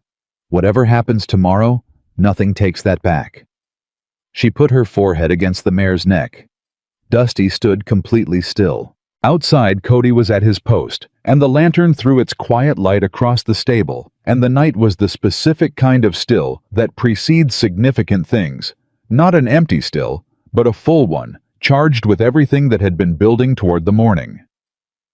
Evelyn Carter breathed slowly. She thought of Thomas. She thought of $25 on an auctioneer's table. She thought of laughter. And then she stopped thinking about all of it and just stayed present with the horse that nobody wanted on the last night before everything would be decided. The morning of the Wyoming Championship, horse trials arrived, the way important mornings always do, ordinary. At first, just light coming through the stable cracks. Just the sound of Dusty moving in her stall. Just Cody already awake and pouring water from the bucket he'd kept fresh through the night. Evelyn had not slept much. She had not expected to. She was dressed before the sun was fully up, her good coat, the one she saved for occasions that required her to look like someone who had not spent the previous 6 months fighting for her life, buttoned to the collar. Her hair done the way Thomas used to say, made her look like she meant business. She went to Dusty first before coffee, before anything. The mare was alert and bright-eyed, which was the first thing Evelyn checked and the first relief of the morning. No stiffness. No hesitation when she moved across the stall. She pushed her nose against Evelyn's shoulder in the greeting that had become theirs over these months, and Evelyn stood with her hand pressed flat against the mare's neck and let herself have 30 seconds of something that felt almost like peace. "Today," she said. Dusty's ear turned toward her. "Today we go." Samuel arrived at 6, which was earlier than they'd agreed, which told Evelyn he hadn't slept well either. He said nothing about it. He checked Dusty with the same systematic attention he always brought and found the same thing Evelyn had found. And the look he exchanged with her across the stall was the look of two people who have invested everything in the same thing and are standing at the moment of reckoning. Cody hitched the transport without being asked. Whitfield met them at the fairgrounds. He was already there when they arrived, standing at the registration table with his leather satchel and the expression of a man who has done everything that can be done and is now waiting to see what the world does in response. He took Evelyn aside while Cody and Samuel handled Dusty's arrival logistics. "Cole talked to two of Blackwood's ranch hands last night," he said, low and direct. "He hasn't got a confession, but he's got enough inconsistencies in their accounts of Tuesday evening that he's treating the water incident as an open investigation." "What does that mean for today?" Evelyn asked. "It means Blackwood knows he's being watched," Whitfield said. "It means anything he tries today, he tries in public in front of witnesses at an event that the county press is covering." He paused. "It also means he's likely to try nothing today and everything tomorrow in the legal arena, which is where we need to be prepared." "One thing at a time," Evelyn said. "Agreed," he said. "Win today." She almost smiled. "Just like that." "Just like that," he said, completely serious. The fairgrounds were already filling when Evelyn walked Dusty through the registration process, and she felt the looks before she saw them, the particular quality of attention that comes when a crowd has been told a story about someone and is now encountering the person the story was told about. She heard her name twice in conversations she was not supposed to hear. She heard Dusty's purchase price, once $25, said in a tone that carried the whole weight of what that number had come to mean in this county over the past months. She kept walking. She kept her head up and her pace even, which was harder than it looked, and which she had been practicing not consciously, but through the accumulated weight of every time she had walked out of a room that had just been talking about her and refused to let them see it land. There were 11 horses entered in the championship trials. 5 of them were serious contenders. The kind of animals that competed at this level regularly, that had training histories and competition records and handlers who knew exactly what they were doing. Nathaniel Blackwood's entry was a gray stallion named Territory King, and he was, Evelyn had to admit when she saw him, a magnificent animal. He stood a full hand taller than Dusty, built for power and speed, with the particular confidence of a horse that has always been treated like what it is, the most important animal in any room it enters. Blackwood was there. Of course he was there. He was standing with a group of men near the stallion's area, dressed expensively, and talking with the ease of someone who is entirely comfortable with where he stands in any given hierarchy. And when he saw Evelyn leading Dusty toward the competitor registration, he went quiet. The men around him noticed and went quiet too, and for a moment the whole cluster of them watched her walk past. Evelyn did not look at him. She did not look away from him dramatically either. She simply walked where she was going, because that was the only direction available and the only one worth taking. She heard his voice behind her, quiet and directed at no one in particular. "That mare's going to show the county what $25 buys you." Someone laughed. Evelyn walked on. The first phase of the championship trials was conformation and movement evaluation. The horses were presented individually before the 3 judges. She could see them at the elevated platform. 2 men she didn't recognize, and the third, Patterson Blackwood's hunting guest, who sat slightly apart from the other 2, with the specific posture of a man who knows his position and is comfortable in it. When it was Dusty's turn, Evelyn led her into the presentation area and put her through the required movements with the calm efficiency they'd practiced for months. Dusty was extraordinary. Not in the way that Territory King was extraordinary. Not in size, not in drama. Not in the kind of showy performance that makes a crowd gasp. She was extraordinary in the way that precision is extraordinary to someone who understands what precision costs. Every movement was exact. Every transition was clean. She carried herself with a quality of self-possession that Evelyn had come to think of as distinctly Dusty, not arrogance, not display, but a settled certainty about what she was and what she was capable of. 2 of the judges leaned forward. Patterson wrote something without looking up. Samuel, standing at the fence, said nothing, but she saw his jaw release slightly, which was his version of relief. The scores for the first phase went up an hour later. Dusty scored 8.4 from Judge Mercer, 8.7 from Judge Aldridge, 5.9 from Patterson. The number went through the crowd like something thrown. 5.9, for a performance that had made two experienced judges lean forward in their chairs. Evelyn stood at the scoring board and looked at the number and felt something move through her. Not surprise because Whitfield had told her to expect it, but a cold fury at the brazenness of it. 5.9 was not a judgment. It was an instruction. It said this horse does not win today. Samuel appeared at her shoulder. "We knew," he said quietly. "I knew," she said. "It's different seeing it." "Yes," he said, "it is." A pause. "Mercer and Aldridge are the deciding voices if the endurance component plays out the way I think it will. Patterson can score her 0 in the final phase, and it won't matter if the other two scores are where they need to be. We need Dusty to run so well that the split is indefensible," Evelyn said. It was what she'd said weeks ago in her kitchen, and it was still true. "Yes," Samuel said. The second phase was the working horse evaluation, a series of tasks designed to measure responsiveness, intelligence, and handler relationship. This was the phase that Evelyn had been both most confident about and most quietly anxious over, because it was the most subjective, the most dependent on the judge's individual interpretations, and therefore the most vulnerable to the kind of influence that Patterson represented. She took Dusty into the working arena and they ran through the sequence. It went better than practice. That was the thing about Dusty that Evelyn could never fully explain to anyone who hadn't witnessed it under pressure. The horse improved. Under the eyes of the crowd, with the noise and the other horses and the specific tension of a competitive setting, something in her focused and clarified in a way that practice, however good, only approximated.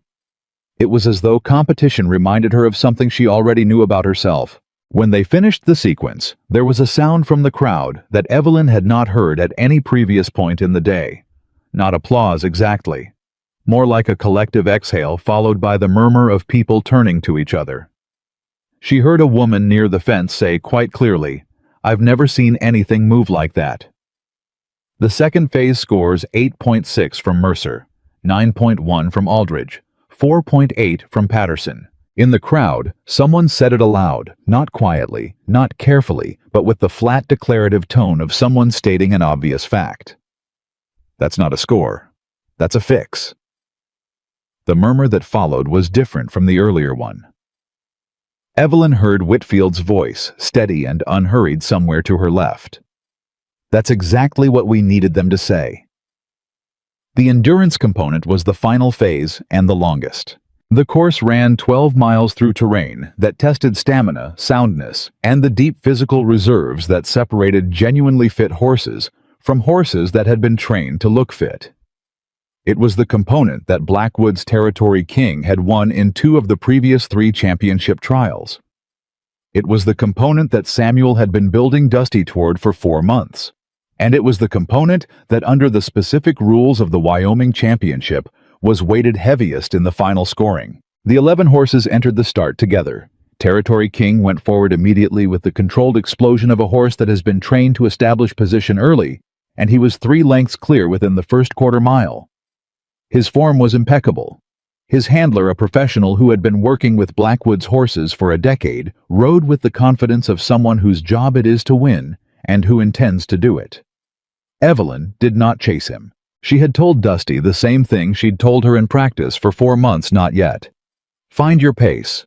Run your race, not his. Dusty settled into a stride that was from the outside entirely unremarkable. It was not fast. It was not dramatic. It was simply perfect. The same efficient, waste-nothing movement that had made Beckett go quiet at the fence 2 weeks earlier now applied across 12 miles of terrain that had already claimed 2 horses by the 3rd mile, one pulling up lame near the creek crossing, one refusing a section of rocky incline that Dusty navigated without breaking rhythm. At the halfway point, Territory King was still leading. Still leading, but something had changed. Samuel was at the midpoint marker, and Evelyn caught his eye as she passed. He said nothing. He lifted 2 fingers in a gesture so small that no one else would have read it, and she understood the stallion is working harder than he should be at this point. She had heard Samuel say it 100 times over 4 months. Endurance is not about speed. It is about economy. The horse that expends exactly what is necessary and nothing more will always outlast the horse that spends what it has to spare. Territory. King had been spending. By the 8th mile it was visible. The stallion's stride shortened almost imperceptibly, the kind of shortening that a trained eye sees and an untrained eye misses, and his handler shifted his riding position in the small ways that tell you a person is managing a horse rather than riding one. He was still ahead. He was still moving well enough to win on paper.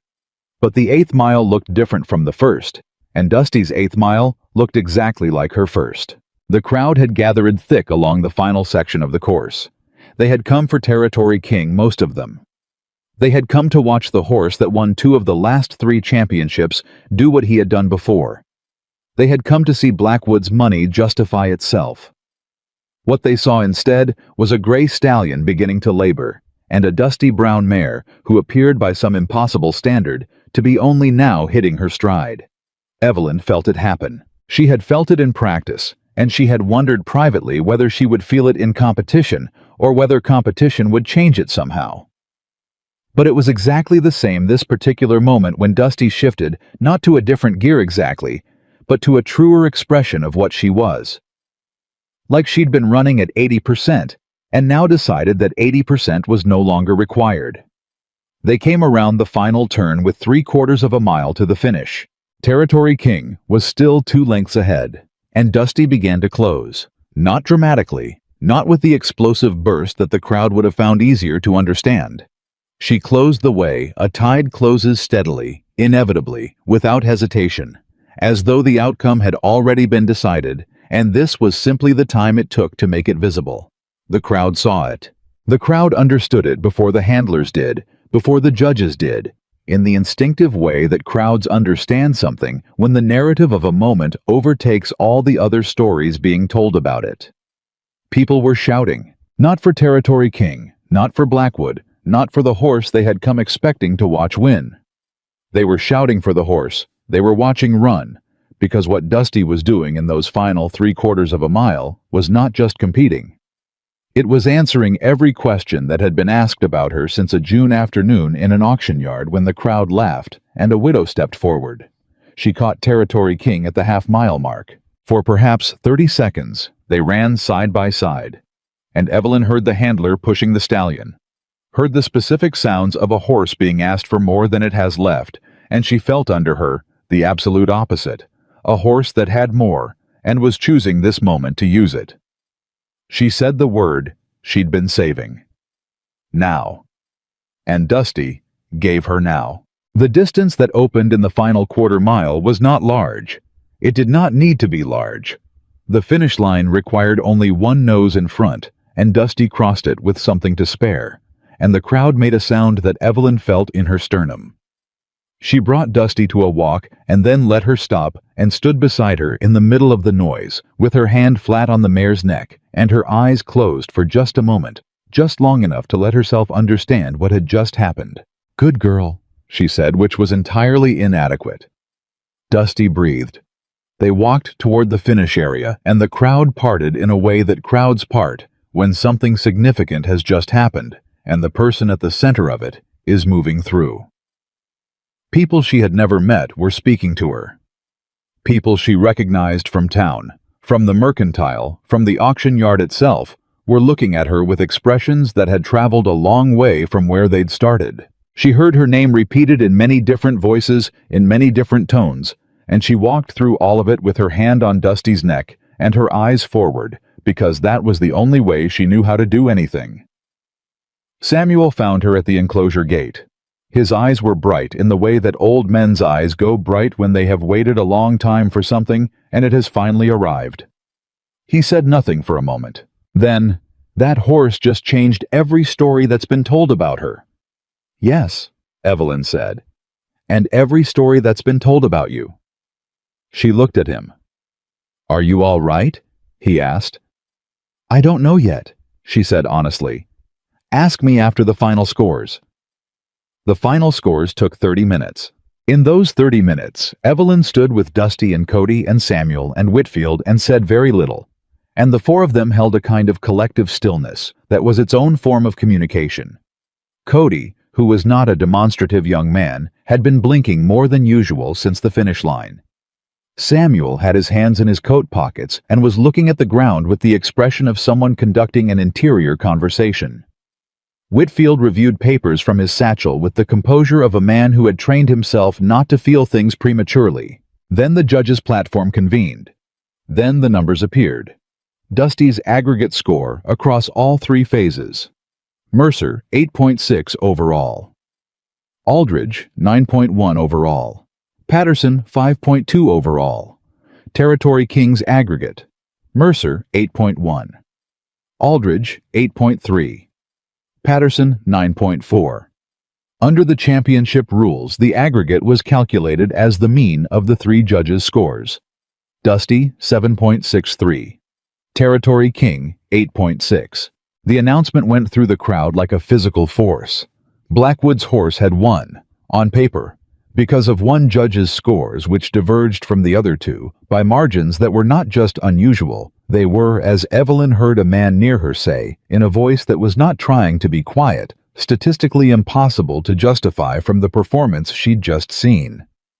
For a moment, just a moment, the world tilted. And then Whitfield was at her side with his satchel already open and his jaw set and his voice in her ear. "This is exactly what we needed." She looked at him. "Patterson just gave us everything," he said. Both horses performed. The crowd saw both horses perform. 2 out of 3 judges scored Dusty higher in every competitive phase, and Patterson's scores are so inconsistent with what every person at this event witnessed that they cannot survive scrutiny. His voice was rapid and precise. "I'm filing a formal protest with the championship officials within the hour. The protest invokes the conflict of interest provision. Blackwood's annual hunting arrangement with Patterson is a documented known social relationship, and it was not disclosed to the other judges or to competitors before the event. That disclosure is required by the championship charter." Evelyn stared at him. "Can we win the protest?" "We have a stronger case for the protest than we do for almost anything else I've built in the past 4 months, he said. "And Beckett is here. I spoke to him 20 minutes ago. He's willing to submit an independent assessment as supporting evidence." He paused. "There's one more thing. The crowd is angry." She looked out at the fairgrounds. He was right. The murmur that had started when Patterson's first scores appeared had not dissipated. It had grown. She could hear it, not the ambient noise of a crowd disbanding, but the specific, sustained sound of collective disbelief, gathering itself into something with direction and intention. She saw people she recognized arguing with people she didn't. She saw competitors' handlers gesturing at the scoring board with expressions that had nothing diplomatic in them. She saw the county newspaper's correspondent, a young man named Fletcher, who had covered every championship for the past 3 years, writing in his notebook with what appeared to be unusual speed. "Fletcher's been at every event," she said. "He has," Whitfield said. And he watched Patterson's scores go up in real time while standing next to Arthur Holt, who had driven down from Cheyenne specifically to see this horse run. I spoke to Holt as well. He's prepared to speak on record about the Silver Creek lineage documentation. He looked at her with the expression of a man who has been building a structure for months and is watching it find its own weight. "Mrs. Carter, we did not win the championship today, but I believe we won something considerably harder to take back." Before she could respond, there was a shift in the crowd nearby. A specific kind of shift, the kind made by a large man moving through people who step aside. Nathaniel Blackwood. He was alone. No Pruitt. No associates, no performance of reasonableness with hat in hand. He walked toward her with the contained expression of a man who has gotten what he wanted and is trying to look like that was always the plan, but something in his eyes told a different story. He stopped at a distance that was too close for a casual exchange and too far for a private one. "Your horse ran well," he said. "Yes," Evelyn said. "She did. I want you to know the result is what it is." His voice was careful, deliberate. "I won this championship fairly." "You won it," Evelyn agreed. "Mr. Whitfield is reviewing whether it was fairly." Something moved in Blackwood's face. "You don't have the grounds." "He believes we do," Evelyn said. "Patterson's conflict of interest wasn't disclosed. That's in the charter.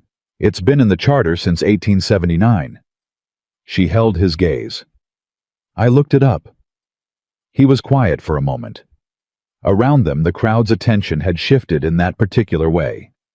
Attention shifts in small communities, slowly and then completely, until the conversation happening in this specific spot was the only one that seemed to matter. "This will go badly for you," Blackwood said. "Lower now. Not a performance anymore. I hold your mortgage. I can call it due within 30 days under the transfer terms. You go forward with a protest, you're making an enemy of the only person standing between you and losing that land." She felt the words land. She let them land. She did not step back. "Mr. Blackwood," she said, and her voice was the same voice she'd used when she put $25 on an auctioneer's table, with her hands shaking and her jaw set, and the entire yard laughing around her, calm and clear and completely committed. "You sold that horse, through your partner, under a misrepresented lineage, at a price that reflected your failure to understand what you had. I bought her for $25, and I brought her back from the edge of dying, and I trained her, and I brought her here today, and every person at this event watched her run." She paused.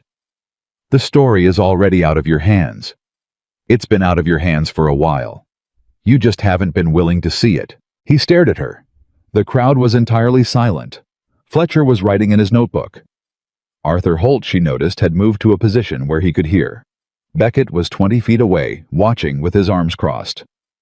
"You're making a mistake," Blackwood said, but the certainty in it had shifted. It sounded for the first time since she'd known of him like a man who was not entirely sure he was right. "I made a mistake once," Evelyn said. "I let myself believe that a horse was only worth what the room it was in decided to pay for it. I learned different." She met his eyes one final time. "I hope you learn different too eventually. It's a useful thing to know." She turned and walked back to Dusty. The mare was standing with Cody's hand on her neck, calm and unhurried, and entirely herself. And when Evelyn reached her, Dusty turned her head and pushed her nose against Evelyn's shoulder, the way she always had, the way she had since those early, careful weeks, when trust was being built, one quiet morning at a time. Whitfield appeared at her side. "That conversation was witnessed by at least 40 people," he said, including Fletcher. "I know," she said. "He just threatened you in public. I know that too." "That's going to matter tomorrow," Whitfield said. "In the protest filing, and in the mortgage dispute." He paused. "He just handed us the narrative." Samuel was on her other side. "The protest has to go in today," he said, "before end-of-day registration." "Then go," she told Whitfield. He went. She stood with Samuel and Cody and Dusty while the fairgrounds continued their noise around them, and she felt the particular exhaustion that comes not from physical effort, but from months of sustained tension, finally reaching its moment of release. Not resolution, yet. Not victory, yet, but the specific relief of having done everything that could be done and having done it right. "You know what they're saying," Samuel said after a while. "What are they saying?" "Fletcher's already talking to people." Beckett gave him 20 minutes. Samuel looked at her sideways. "The story they're telling about today isn't the official result. It's the mare that outran the champion and had the trophy taken from her by a fixed judge." Evelyn looked at the scoring board still visible from where they stood. "Is that the true story?" she asked. "It is the story that every person at this event experienced," Samuel said. "And in the morning, when Fletcher's account runs in the county paper, it will be the story that everyone in Wyoming experiences." She thought about Blackwood's face when she'd finished speaking. That shift in his expression. That infinitesimal withdrawal of certainty. She thought about the charter provision Whitfield had found 3 weeks ago, and which she had read twice a day since, not because she didn't understand it, but because she wanted to know it the way she knew the price she'd paid for Dusty, The way you know the things that matter when you know they matter. "Samuel," she said. "Ma'am." "Do you think the protest will hold?" He was quiet for a long time in the careful, honest way he was quiet when he was giving her the real answer, and not the comfortable one. "I think Nathaniel Blackwood is a man who has spent 30 years being the most important person in every room he entered," Samuel said finally.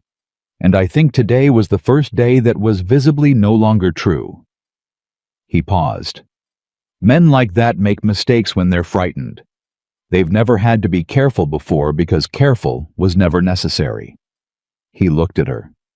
"He's going to make a mistake, Mrs. Carter. He already started.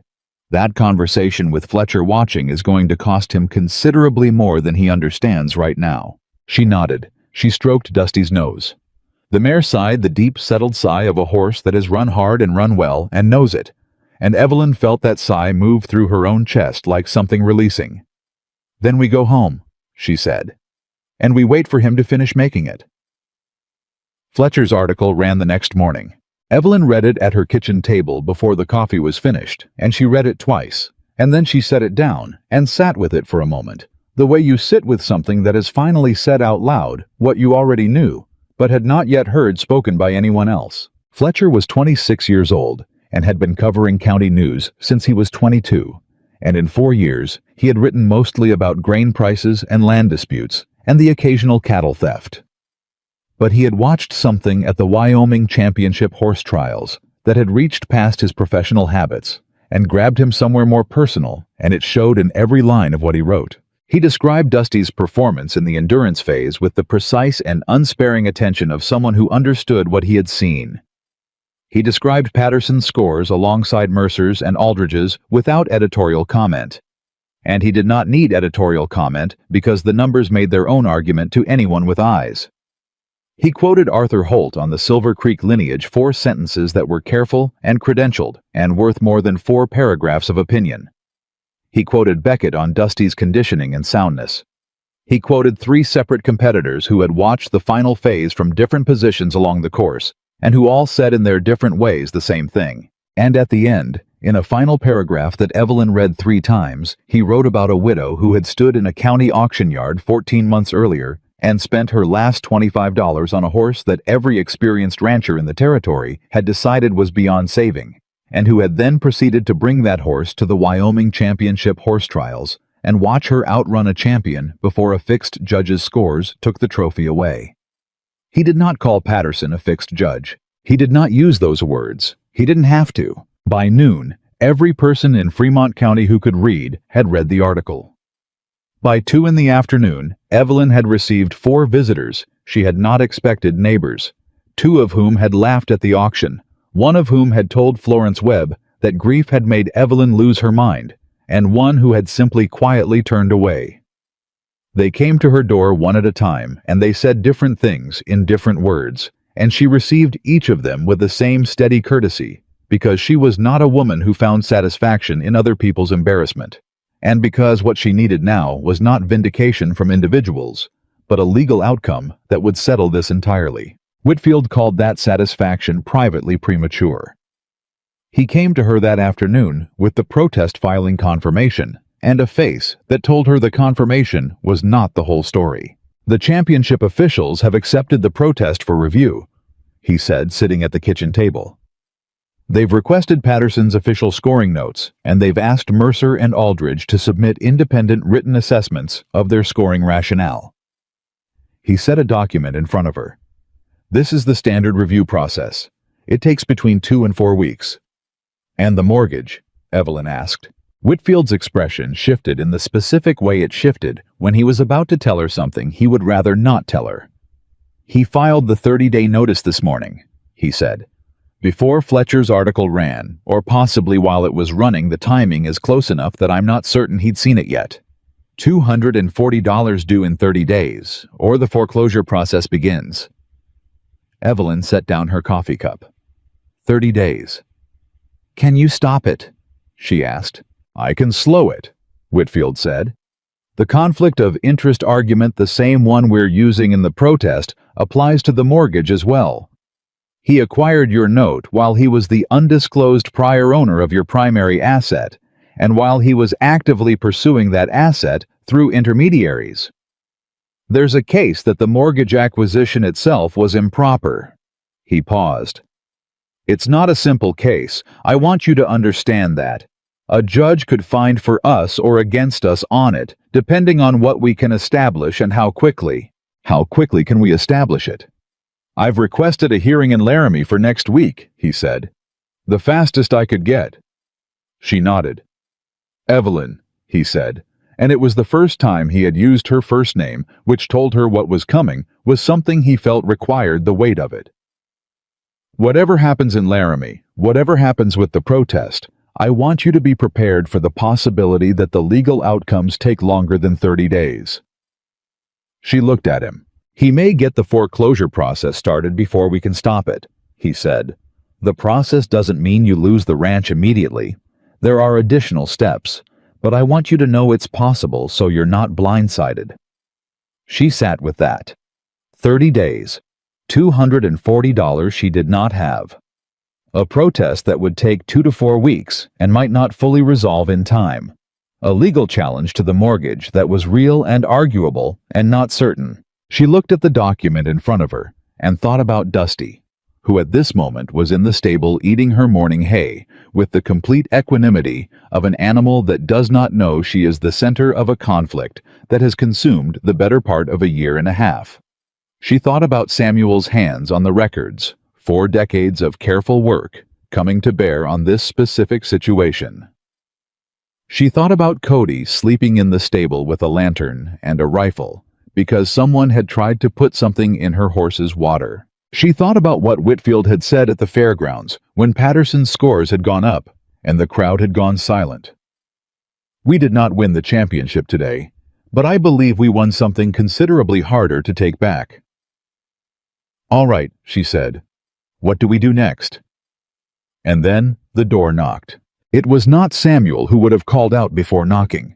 It was not Cody who was working the north fence. It was 2 men she did not recognize, which was unusual enough in Fremont County that she noted it before she opened the door fully, and then she saw the third figure behind them and understood. Arthur Holt had driven down from Cheyenne again. He was standing on her porch with his hat in his hands, and the expression of a man who has decided something on the drive down and is not going to be talked out of it. "Mrs. Carter," he said, "I hope you'll forgive the lack of notice. These gentlemen are associates of mine from Denver. I'd like to introduce them if I may." She opened the door wider. Holt introduced them at the kitchen table. The first was a man named Crawford, a horse breeder from Colorado, with a reputation Samuel had mentioned once in passing as the kind that precedes a person into rooms before they arrive. The second was a man named Reeves, who turned out to be a lawyer, though not the kind who handled mortgage disputes, the kind who handled breeding rights and bloodline documentation, and the specific legal architecture of equine heritage. Crawford had seen Dusty run yesterday. Reeves had read Fletcher's article this morning. Holt had called them both before the sun was fully up. "I want to be direct with you," Crawford said. He was a straightforward man. She could see that immediately, the kind who had gotten where he was by saying what he meant and meaning what he said. "I watched that mare run 12 miles yesterday, and I've been breeding horses for 23 years, and I have never seen what I saw in that final quarter mile. That is not an easy thing for me to say, because I have some very fine horses, and I am not in the habit of being impressed by animals I haven't produced." He looked at her steadily. "What is her confirmation status?" "The Silver Creek lineage, is it fully documented?" "Arthur's letter notarized," Evelyn said. "His documentation package matches the original breeding records at 4 distinct points." Crawford looked at Holt, who nodded. "Then I want to make you an offer," Crawford said. "Not for the horse. I want to be clear, I'm not trying to buy her. The offer is for a breeding partnership. I provide the capital to manage your current debt obligations and fund the development of a proper breeding operation on your property. In exchange, I receive first rights on 2 foals per breeding season over the next 5 years with the lineage documented under the Silver Creek name through Holt's records." He paused. "The terms are negotiable." But I wanted to come here today in person to make sure you understood that what you saw in that horse is not a county matter. It is not even a territory matter. It is a national matter. And the people who understand that are not going to let Nathaniel Blackwood bury it." The kitchen was very quiet. Evelyn looked at Holt.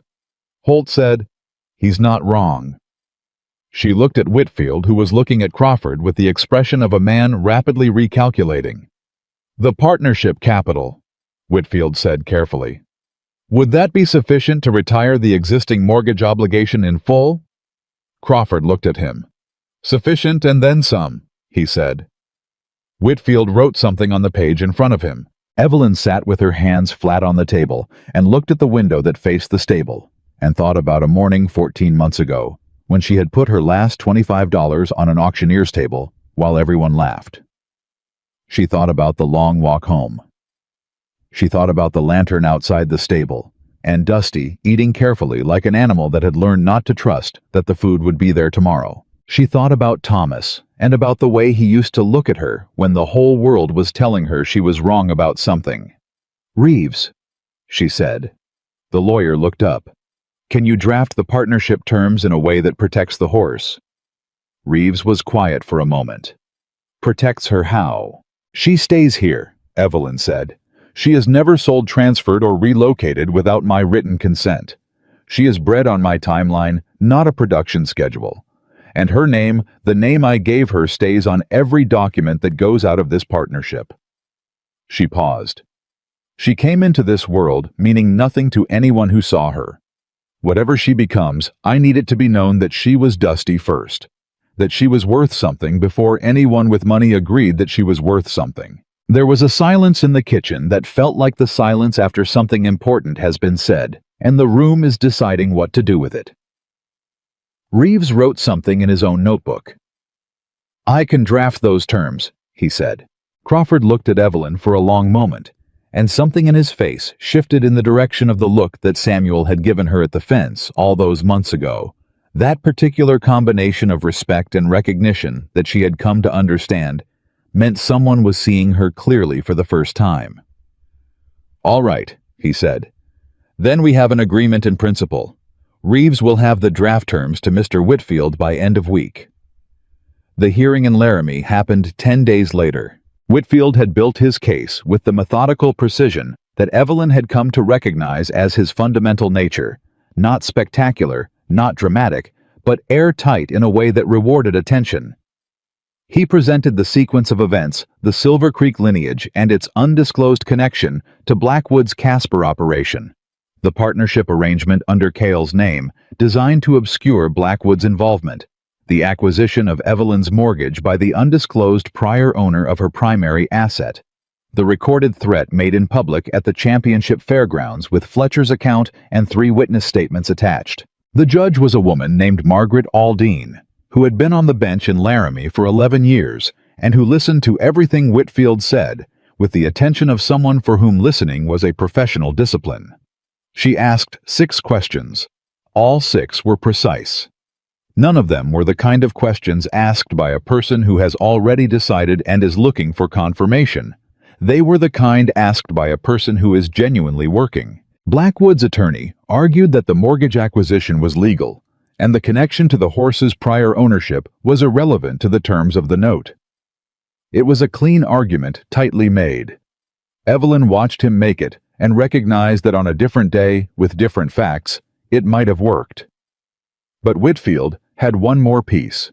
He presented the jar that Cody had found in the stable, the sample that Whitfield had sent to his contact in Cheyenne 3 weeks earlier, the written analysis that had come back 9 days ago, and that Whitfield had said nothing about nothing at all until this moment, because he was a man who understood that information is most useful when it is deployed at exactly the right instant. The analysis confirmed the presence of a plant compound known to cause temporary respiratory distress and inflammation of the throat in horses. Not lethal in the quantities present, but sufficient in the week before a major competition to compromise a horse's performance in an endurance event in ways that might not be visibly obvious at the start line. The courtroom was very quiet. Judge Aldine looked at the document for a long time. Then she looked at Blackwood's attorney. "Does your client wish to respond to this?" she asked. Blackwood's attorney asked for a recess. They recessed for 20 minutes. When they returned, Blackwood's attorney made a statement that had the particular quality of words that have been hastily assembled to sound like a position while actually being a retreat. He said his client denied any knowledge of the incident. He said the compound could have entered the water supply through any number of natural means. He said, Judge Aldean held up one hand. The attorney stopped. "I've heard enough on that point," she said. "We'll address the criminal investigation through Sheriff Cole's office in Fremont County, which I understand is already open." She looked at her papers. "On the matter before me today, which is the validity of the mortgage acquisition and the question of conflict of interest." She ruled in Evelyn's favor, not partially, not conditionally. She ruled that the acquisition of the mortgage note by a party with an undisclosed prior ownership stake in the mortgagee's primary asset, combined with documented evidence of active efforts to acquire that asset through other means during the same period, constituted a material conflict of interest that vitiated the transfer. The mortgage reverted to the original banknote.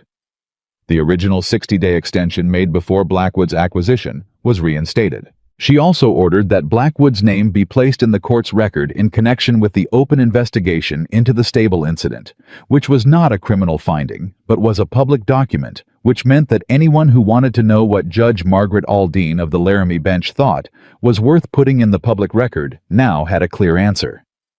Whitfield shook Evelyn's hand on the courthouse steps. He was not a demonstrative man. The handshake was enough. The expression that went with it was enough.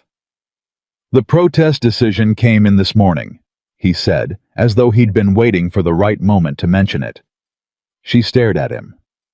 "This morning. Before the hearing. I didn't want it to affect your composure." He produced a letter from his satchel. The championship officials found that Patterson's failure to disclose his social relationship with Nathaniel Blackwood prior to judging constituted a violation of the competition charter's conflict of interest provisions. His scores in all phases have been invalidated. She took the letter. "Without Patterson's scores," Whitfield continued, "the aggregate is calculated from Mercer and Aldridge alone. Dusty's aggregate from those two judges is 8.85. Territory King's aggregate from those two judges is 8.2. Evelyn looked at the letter in her hands. "She won," she said. "She won," Whitfield confirmed. "By the rules of the championship as written, the official result will be corrected in the registry." He paused. "The trophy presentation is being rescheduled. They've asked whether you would like to bring the horse." She looked up at him. "Yes," she said, "I would like to bring the horse." She did not cry until she was in the carriage on the way back to Fremont County, and even then she did not cry for long. She was not built for prolonged weeping, and she had too many things to think through to give more than a few minutes to the specific, complicated grief and relief and anger and gratitude that were moving through her all at once. She let herself feel it, all of it, in those few minutes. She let herself think about Thomas, and about the auction yard, and about the nights with the lantern outside the stable, and the mornings when she wasn't entirely sure she had made the right decision. She had made the right decision.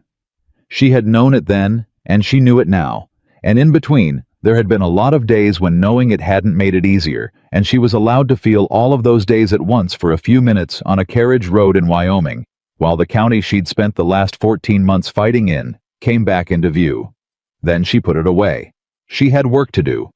The partnership agreement with Crawford was signed 3 weeks later with Reeves's drafted terms largely intact and Whitfield's revisions to 3 clauses that he felt required tightening.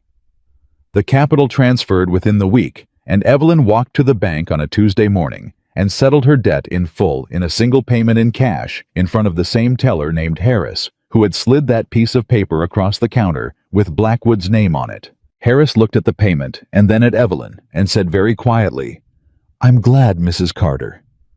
"Thank you, Harris," she said. "So am I." She shook his hand and walked out. Cody was waiting on the boardwalk with the wagon. "All of it," he said. "Every dollar," she said. He permitted himself, for possibly the first time in their 18 months of working together, a full and uncomplicated smile.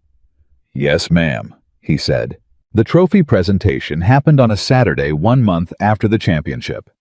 They came from across the territory, the same crowd that had watched the trials, and more besides, because Fletcher's story had traveled in the way that stories travel when they are about something people needed to hear. There were breeders from Denver. There were people Evelyn had never met and would probably never meet again.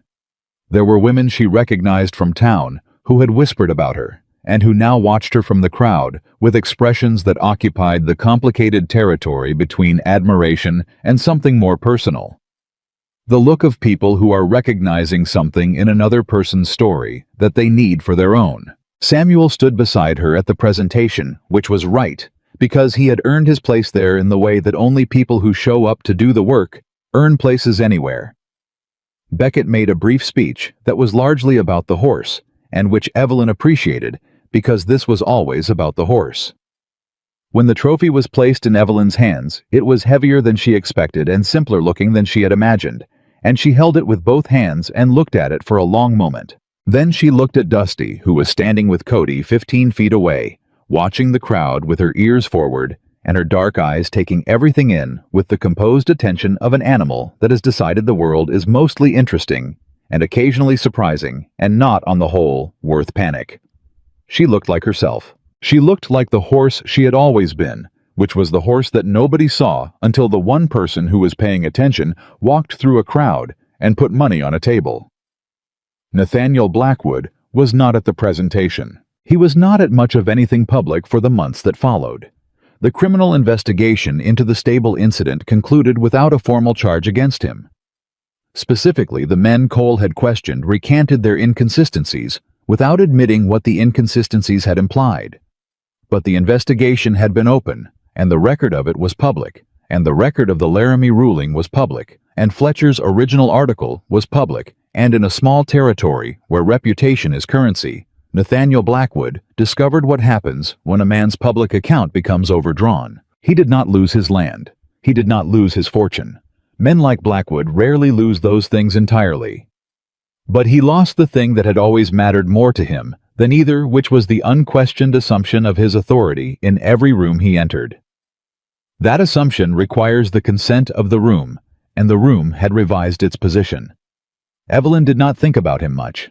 She had a ranch to run, and a breeding program to develop, and a horse to keep sound, and a partnership to honor, and a debt-free life to build from the ground up, which was the same thing she had been doing since October of 1882, just with better resources and clearer terms.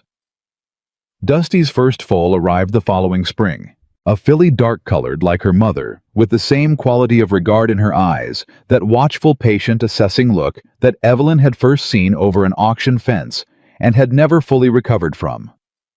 Samuel was there. Crawford had sent a representative from Denver who arrived 3 days before the birth and spent the waiting time reviewing Holt's documentation with the reverence of someone handling something he had long believed lost. When the filly stood for the first time, shaky and determined in the specific way of new things that have no choice but to commit to the attempt, Samuel said nothing for a long time. Then he said, "There she is." And Evelyn understood exactly what he meant. The filly carried it. The confirmation, the quality of movement, even in those first uncertain steps, the inheritance of everything that Dusty had been and survived and proven. It was there. It was undeniable. And it would go forward now, documented and confirmed, and publicly known into a future that stretched beyond this stable, and this ranch, and this county, and this particular fight. Evelyn named the filly First Dollar, because the first dollar was the one that mattered. The one you spend when everyone tells you it's a mistake. The one you spend when you see something nobody else is willing to see. The one that is in the end the truest measure of what a person believes. Over the years that followed, the Carter breeding program became one of the most respected in the territory, and then beyond the territory, as Crawford's network expanded the reach of what Evelyn had started. The Silver Creek lineage, believed lost for a decade, was now documented and traceable, and producing horses that justified every word Arthur Holt had ever written about what that bloodline represented. Breeders came from states she had never visited. Letters arrived from people she had never met. Fletcher wrote 3 more articles, each one tracking a new chapter of the story that had started with a $25 bid in a county auction yard, and each one found an audience that the previous one had prepared. Cody Marsh stayed. He was not a seasonal hire anymore, and hadn't been for a long time. He grew from a 19-year-old boy, learning to read a horse's mood, to a man who could assess a foal's potential at 2 days old, and be right more often than not. And Evelyn gave him the north section of the ranch to manage in his own right, in the year he turned 24. He ran it the way she had taught him to run things, with patience and attention, and the fundamental conviction that the work required your full self, or it was not worth doing. Samuel Dawson died in the winter of 1889, in his own bed, in his own time, having spent the last years of his life doing exactly what he had always done. He left Evelyn his complete records, 40 years of documentation, breeding histories, lineage charts, the collected knowledge of a man who had understood, before most people did, that the past matters and can be proven. She kept them in the strongbox beside her own documents, and went to them often, not just for information, but for the comfort of his handwriting, which was careful and precise, and looked on every page like someone who respected what he was putting down. She thought about him on the morning she worked Dusty's descendants, watching the quality of movement she had first seen in a dusty brown mare traveling 6 miles of road after an auction, and she thought he would have said exactly what this is. He would have found exactly the right words, and he would have spoken them without excess, and he would have been right. On the day Evelyn Carter turned 40, she sat on the fence of the main paddock in the early morning before the day's work began, watching 3 of Dusty's grandchildren move across the grass, and she held her coffee with both hands and let herself do what she rarely allowed herself to do, which was simply look at what she had built, without immediately turning to what still needed doing. Dusty was 20 years old, and still sound, still bright-eyed, still possessed of that quality that Evelyn had felt through a fence rail on a long afternoon walk home, that patience, that certainty, that willingness to wait out the storm. She was retired from work, and had been for 3 years, which she appeared to regard as her due. She stood in the paddock in the mornings and watched her grandchildren with the composed attention of a creature that has earned the right to observe. Evelyn watched her. She thought about the auction yard. She thought about $25. She thought about everyone who had laughed. Some of them had apologized over the years, in the various ways people apologize when circumstances make apology unavoidable. Some sincerely. Some because sincerity was now the more advantageous position, and she had received all of them with the same steady courtesy, because she had learned that carrying grievances was weight she needed for other things. But she also thought about the moment itself, the money on the table, the laughter, the walk through the gate with her spine straight, and Dusty behind her, and she understood that the moment had been complete in itself. Before any outcome, before any verification, or trophy, or partnership, or headline. She had seen something. She had acted on what she saw. Everything else had followed from that.